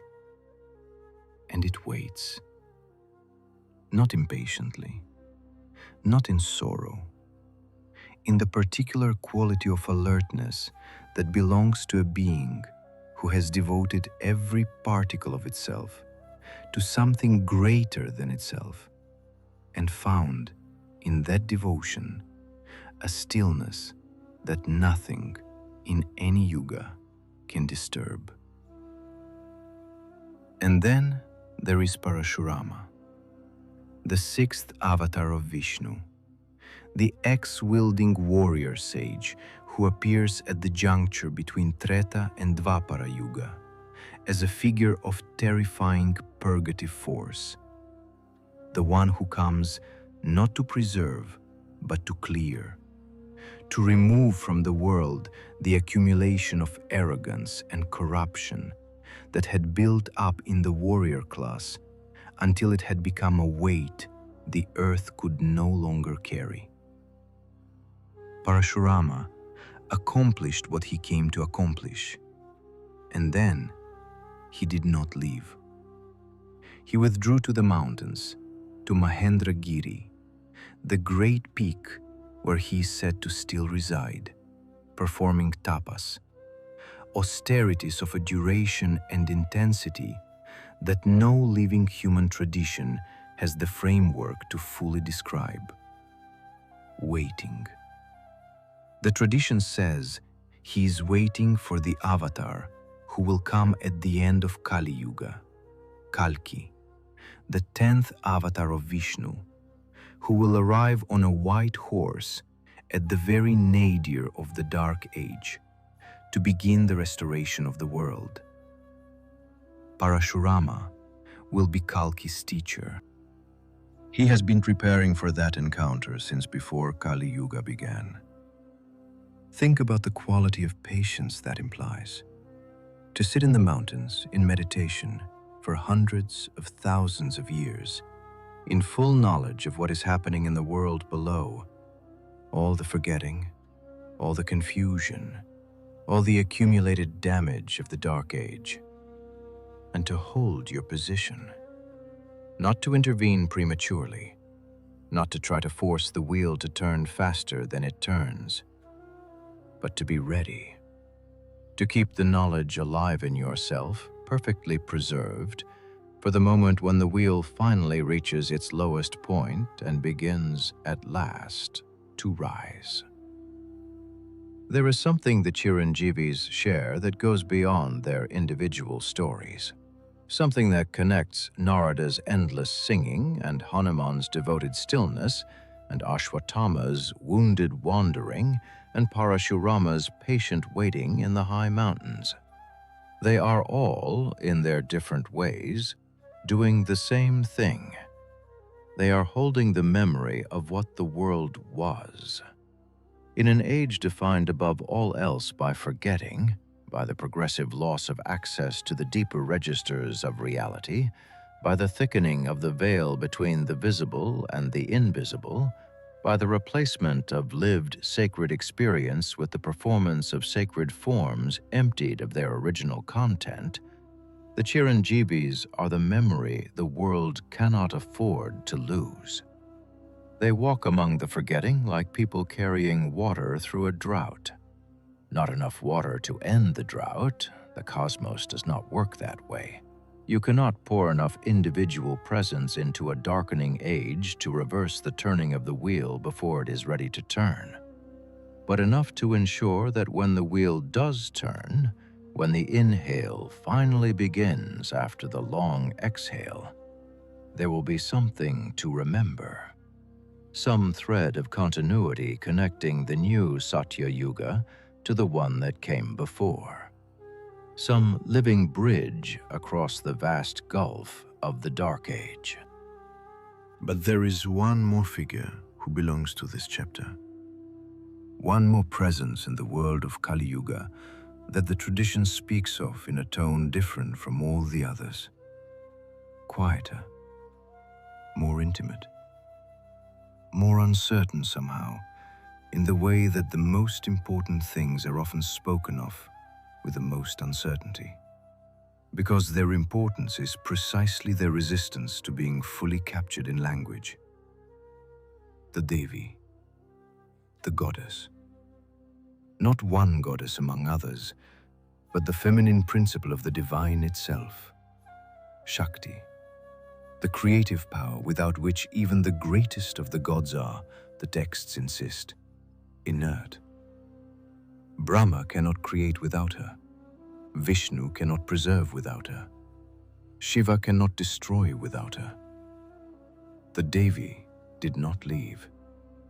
This is what the Devi Bhagavatam says, and the Markandeya Purana, and the Devi Mahatmyam, the great text of her power, composed specifically as a document for Kali Yuga. The goddess did not withdraw in the way that the gods withdrew. She distributed herself. She became the world. Every river, every forest, every field where something grows from dark earth toward light. Every woman who has ever held a child with a quality of attention so complete that time seemed briefly to stop. Every moment of beauty that arrives unexpectedly in the middle of ordinary life and produces in the witness something that has no adequate name in any language. Something like recognition. Something like grief and joy at the same time. Something like almost remembering a home you have never visited, but have somehow always known. That is her, still here, not withdrawn into some unreachable heaven, not waiting behind a veil that requires centuries of austerity to pierce.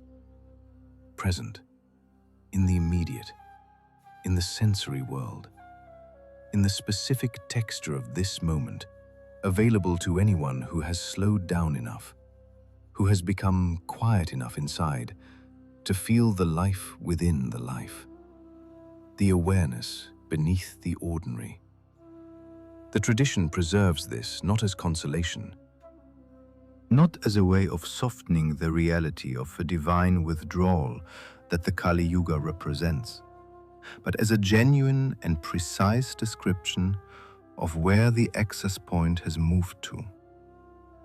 In Satya Yuga, the gods were in the sky, in the fire, in the thunder, in the space between worlds, where rishis in deep meditation could perceive them as clearly as you perceive the face of a person sitting across from you. In Kali Yuga, the Devi remains, but she has moved closer. She has moved into the very fabric of the material world, into the breath, into the body, into the immediate, unrepeatable, ordinary miracle of a single conscious moment experienced with full attention. She did not leave the earth. She became it. And that is perhaps the most important thing the age of divine withdrawal has to teach us. That what withdraws from one level of perception does not disappear. It moves. It descends. It enters more deeply into the world rather than retreating from it. The gods who left the sky are, in some sense, more present than ever. Only present in a way that our mode of attention was not originally designed to perceive, that requires of us a different quality of looking than the one we were taught. The question the next chapter will ask is the one that follows from all of this. If the gods are still here, distributed through the world in forms the ordinary mind does not recognize, if Hanuman is in every genuine recitation of the name of Ram, if the Devi is in every river and every field and every unexpected moment of inexplicable beauty, then what did the Vedas foretell about what comes after? What does the world look like when the next inhale begins? What does a god look like when it returns? Chapter 6. What remains and what the Vedas promise. There is a teaching preserved in the Kali Santarana Upanishad, one of the minor Upanishads, a text small enough to hold in a single breath, obscure enough that most people will never encounter it, that says something so simple it almost disappears in its own simplicity. It says that in Kali Yuga, one thing remains fully available. Not ritual, not the elaborate fire sacrifices of the Vedic tradition, which require years of initiation and a purity of environment and practitioner that the Dark Age cannot reliably sustain. Not the direct vision of the gods, which belongs to an earlier kind of consciousness that the age has made structurally inaccessible to most human beings. Not even the classical path of meditation that the earlier yugas supported, the long, sustained, socially protected inner journey that produced the rishis. What remains, the Upanishad says, is the name, the spoken name of the divine. Just that. This is not a small thing dressed in humble clothing. This is the distillation of the entire Vedic wisdom tradition down to its single most essential and most portable element. The one thing that requires no infrastructure, no initiation, no special circumstance, no auspicious alignment of planets or seasons. The one thing that can be done by anyone, anywhere, at any moment, in any condition. In a field, or a prison, or a hospital, or a crowded street, or in the last few minutes before sleep descends. Say the name. The tradition is insistent about why this works, even when everything else has become difficult. A name, in the Vedic understanding, is not a label assigned to a thing by convention. It is a resonance, a sound that carries within itself the essential nature of the being it refers to. The name of the divine is not a pointer toward the divine. It is a form of the divine, a compressed, portable, eminently accessible form, the entire ocean in a single drop of water. This is why the Bhagavata Purana says that Kali Yuga, for all its darkness, contains within itself one extraordinary grace note, one gift hidden inside the difficulty, the way certain seeds require the heat of a forest fire before they will open. The gift is this: in this age, the mere speaking of the divine name, done with even a fraction of genuine feeling, carries an effect that would have required years of rigorous ritual practice in earlier ages to produce. The age is darker, the path is harder, but the door, for those who find it, opens more readily than it ever did before. This is the paradox of Kali Yuga, and it is the last great teaching hidden within the Vedic account of the divine withdrawal. But the Vedas did not only speak of what remains. They spoke, with the same steady clarity with which they described the descent, of what comes after. And what comes after is not a continuation of the darkness. It is not a further decline into something worse than Kali Yuga. The wheel has a bottom, and the bottom is also a turning point. And the Vedic texts describe the turning with an image that is, when you finally encounter it, after traveling through all the ages we have been tracing together, almost overwhelming in its beauty.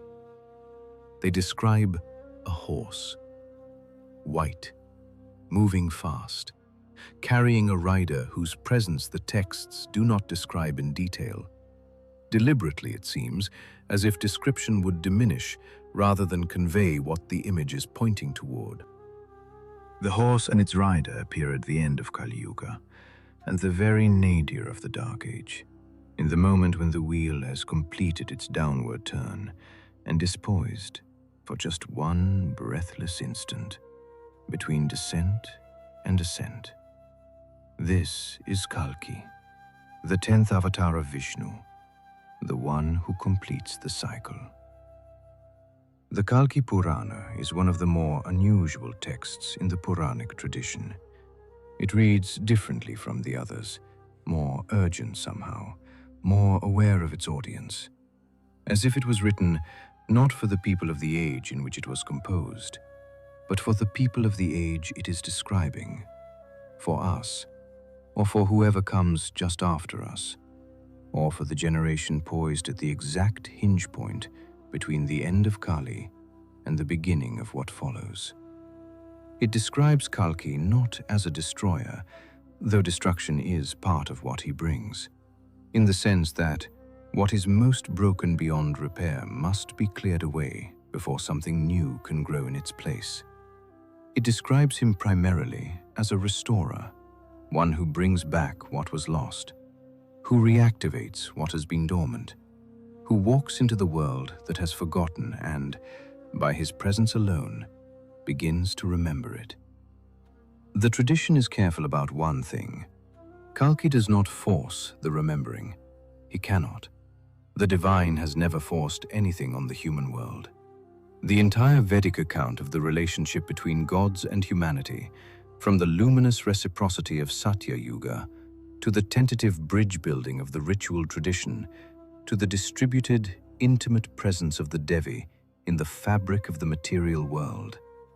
This entire account is a story about an invitation that was always open and always chosen freely or not chosen, never compelled.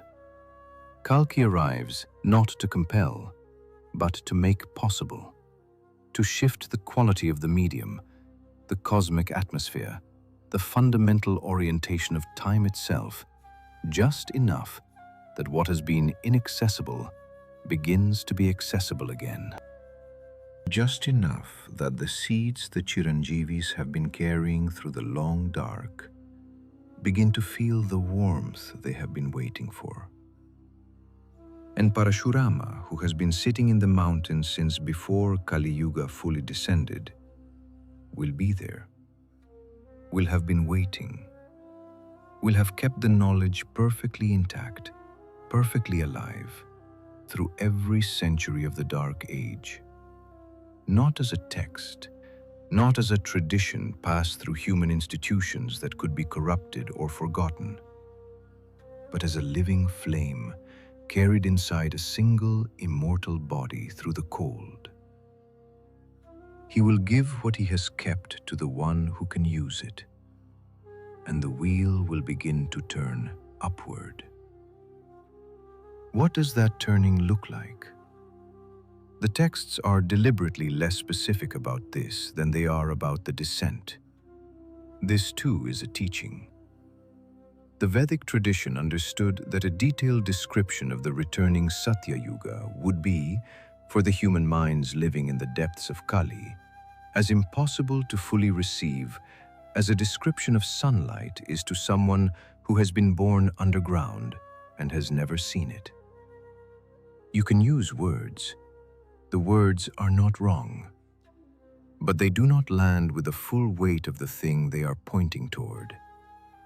They remain, for the underground born, a fascinating description of something they cannot quite imagine, cannot quite make real in the body, in the cells, in the particular quality of aliveness that direct experience produces, and that second-hand description, however precise, cannot fully replicate. So the texts offer images instead of descriptions.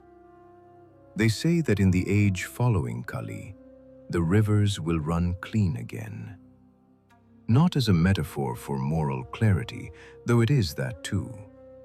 As a literal statement about the condition of the physical world when the consciousness of the beings inhabiting it has realigned with the order that sustains it. The earth, the texts insist, with a consistency that spans thousands of years of different authors writing in different contexts for different audiences, responds to the quality of the awareness that lives upon it.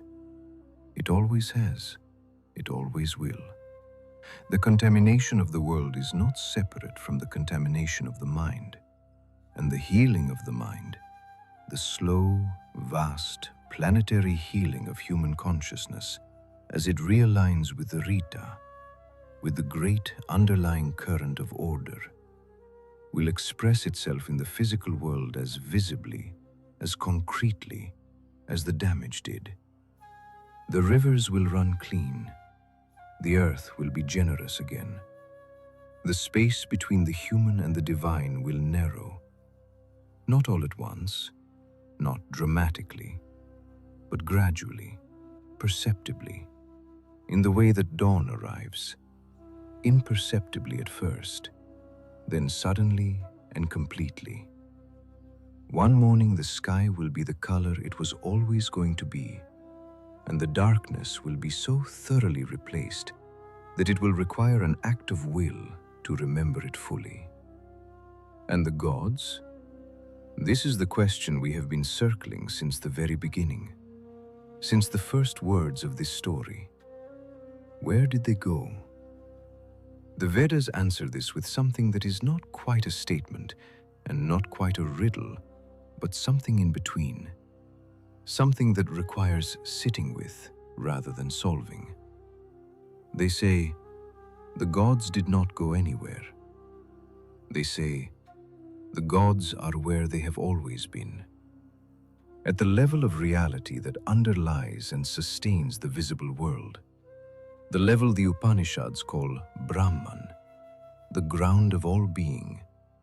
The consciousness that is not a consciousness within the universe, but the consciousness that the universe arises within. They did not travel away. They did not retreat to a distant heaven and close the gates behind them. What changed was not their location, but the capacity of the world to perceive them. The veil thickened. The receiver lost sensitivity.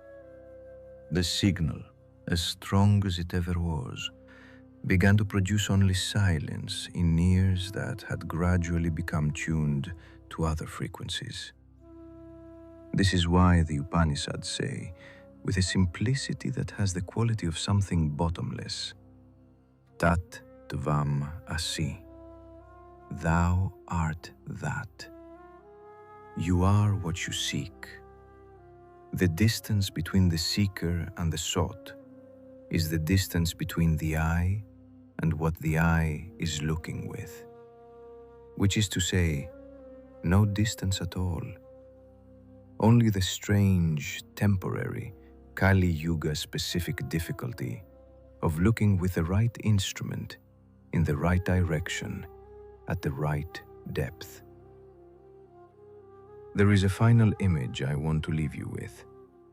It comes not from one text, but from the accumulated weight of the tradition as a whole, from thousands of years of rishis and poets, and ordinary devoted people who sat with these questions long enough to find, at the bottom of them, something that felt like ground.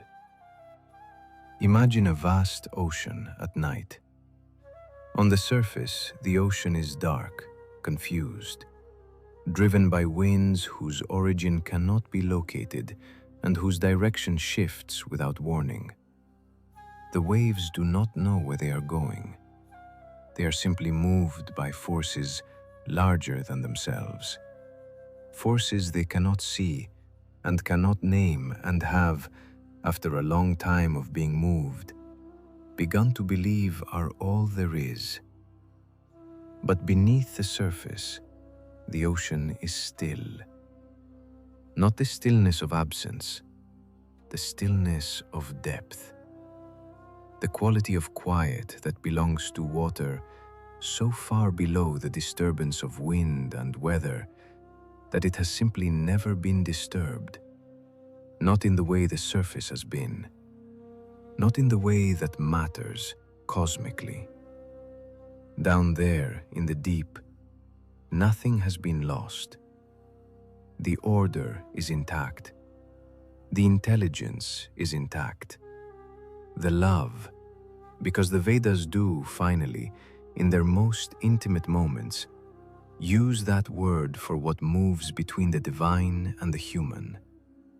The love is intact, waiting, patient in the way that only things which are outside of time can be patient, not counting the years of the dark age, not grieving the distance, simply present at the depth, the way the ocean floor is present, whether or not any surface creature ever dives deep enough to reach it. And somewhere between the turbulent surface and the still depth, somewhere in the middle layers of the ocean, where the light from above still faintly reaches and the stillness from below can still faintly be felt. The Chiranjeevis move. Narada singing, Hanuman attentive, Parashurama waiting, and the Devi distributed through every molecule of water, every current, every moment of unexpected beauty that breaks through the surface confusion like a shaft of light breaking through storm clouds. Still here, still here. The Vedas foretold the leaving. They foretold the forgetting. They foretold the long centuries of confusion and distance and the thickening of the veil. But they also foretold this: the ocean does not lose its depth because its surface is disturbed. The fire does not lose its nature because it burns low. And the gods, the patient, ancient, bottomlessly loving gods of the Vedic tradition, do not lose their presence because the world has temporarily lost the ability to perceive them. They are where they have always been, at the bottom of the breath, in the silence beneath the noise, in the space between one heartbeat and the next, where something that has no name in any living language waits with absolute stillness for the moment when the instrument through which it is heard becomes, once again, quiet enough to hear it. That moment is coming. The wheel is turning. And the last chapter of this story is not the darkness. It is what the darkness was always making room for. The breath before the dawn. We began with a question, not a complicated question, not a philosophical riddle wrapped in layers of abstraction that require years of study to unpack. A simple question. The kind a child might ask, looking up at a sky full of stars, wondering why everything feels so far away when something deep inside insists it should feel close. Where did they go? We have traveled a long way together since that question was first asked. Through the luminous wholeness of Satya Yuga, where the gods walked the earth and the earth knew it. Through the first cracks, that barely perceptible drift of human attention away from the present and into the labyrinth of desire and planning and forgetting.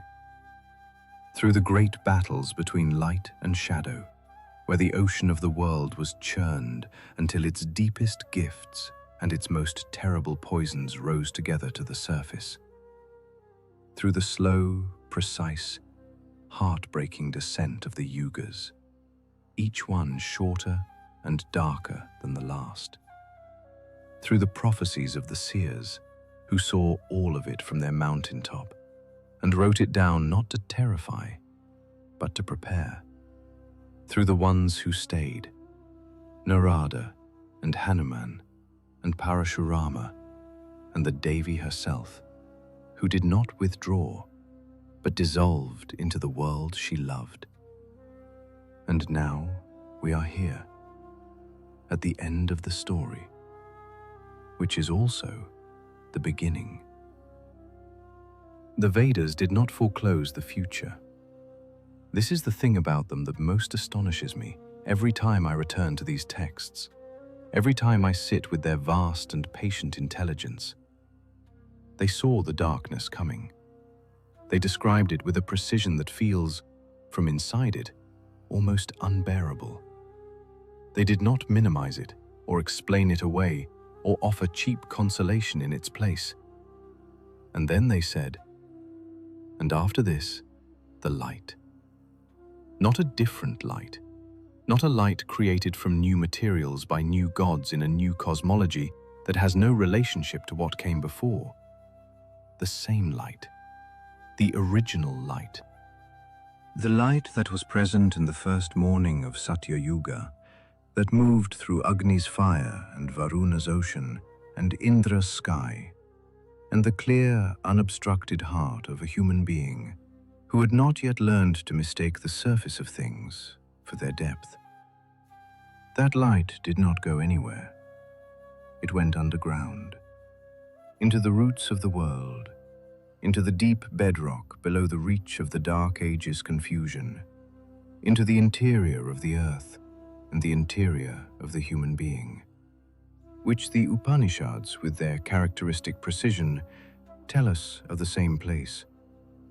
And it waited there, patient as only something outside of time can be patient, for the moment when the soil above it was ready to let it rise again.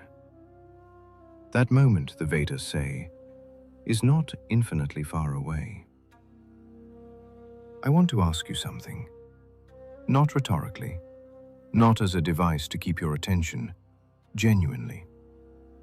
Have you ever had a moment, perhaps just one, perhaps brief enough that you almost missed it, when something shifted? When the ordinary world, the world of schedules and noise and the relentless pressure of the immediate, went very slightly transparent. When something underneath it became, for just a breath, visible. Not as a vision, not as anything dramatic, just as a quality of presence, a sense of being accompanied, a feeling impossible to fully articulate that the silence beneath the noise is not empty, that it is, if anything, more full than the noise, more real, more alive. The Vedic tradition has a name for that moment. It calls it Shruti, hearing. The same word it uses for the Vedas themselves, those transmissions received by the ancient seers in the pre-dawn silence of a much earlier world. Because the tradition insists, with a consistency that spans thousands of years and dozens of texts and hundreds of voices, that the transmission has never stopped. That the frequency on which the gods broadcast has not changed, has not weakened, has not been interrupted by the turning of the yugas or the thickening of the veil, or the long centuries of collective forgetting. What has changed is the receiver. And receivers can be recalibrated, not all at once, not by a cosmic decree that bypasses the difficulty of the age and restores Satya Yuga overnight, but one human being at a time, one moment of genuine stillness, one act of authentic devotion made against the current of an age that offers 1,000 easier things to do instead. This is what the Chiranjeevis have been waiting to see. This is what Narada's endless song has been pointing toward. Not the song itself, but the ears that, somewhere in the long dark, become quiet enough to hear it. The Vedas foretold the leaving of the gods. They were right.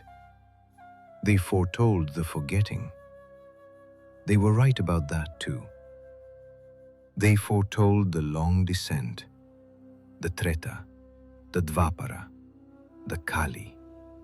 Each age a step further from the source, each generation born slightly more convinced than the last that the visible world is all the world there is. But the Vedas also foretold the return, not as wish, not as consolation, as the same kind of certain cosmological wheel-turning inevitability with which they foretold everything else. The same calm, precise, mountaintop clarity with which they described the descent was the clarity with which they described the ascent.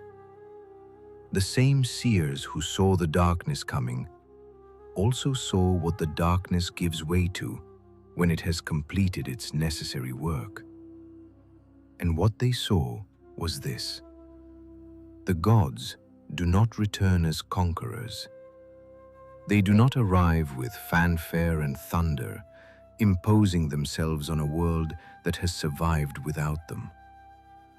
They return the way the sun returns after a long winter, gradually, then suddenly, then completely. First as a quality of light you cannot yet quite see, but can feel warming the air. Then as a color on the horizon that has no name in the vocabulary of the night. Then as the full, blazing, undeniable presence of something that was always there and is now simply visible again.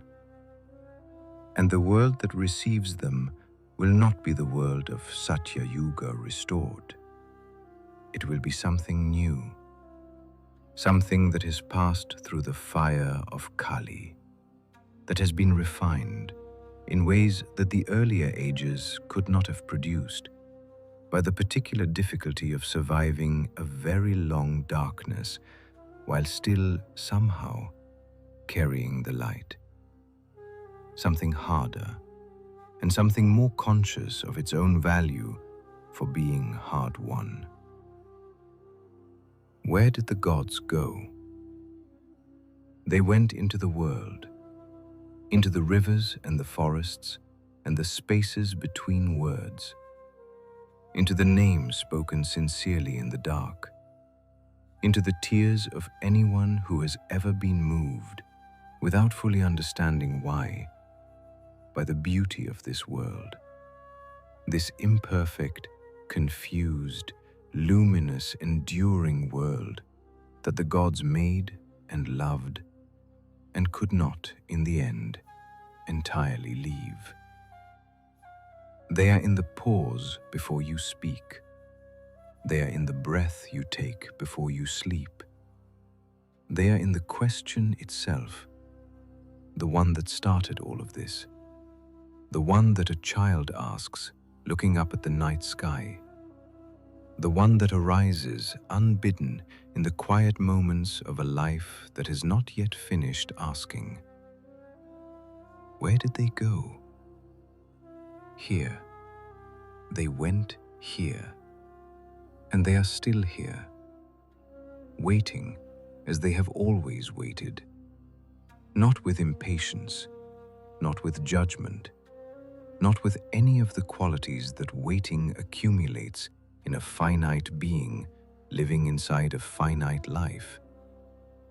Waiting the way the deep ocean waits, the way the root waits below the frozen ground for the warmth it knows is coming, because warmth is what always comes after cold, because that is the nature of the wheel, because that is what the Vedas saw from the mountaintop and came back down to tell us. The breath is almost over. The wheel is turning. And the dawn, that same dawn, the one that has been waiting at the edge of the horizon since before any of us were born into this particular darkness, is not a promise. It is a certainty. Go gently into your rest tonight, knowing this. The gods have not forgotten us. They never did.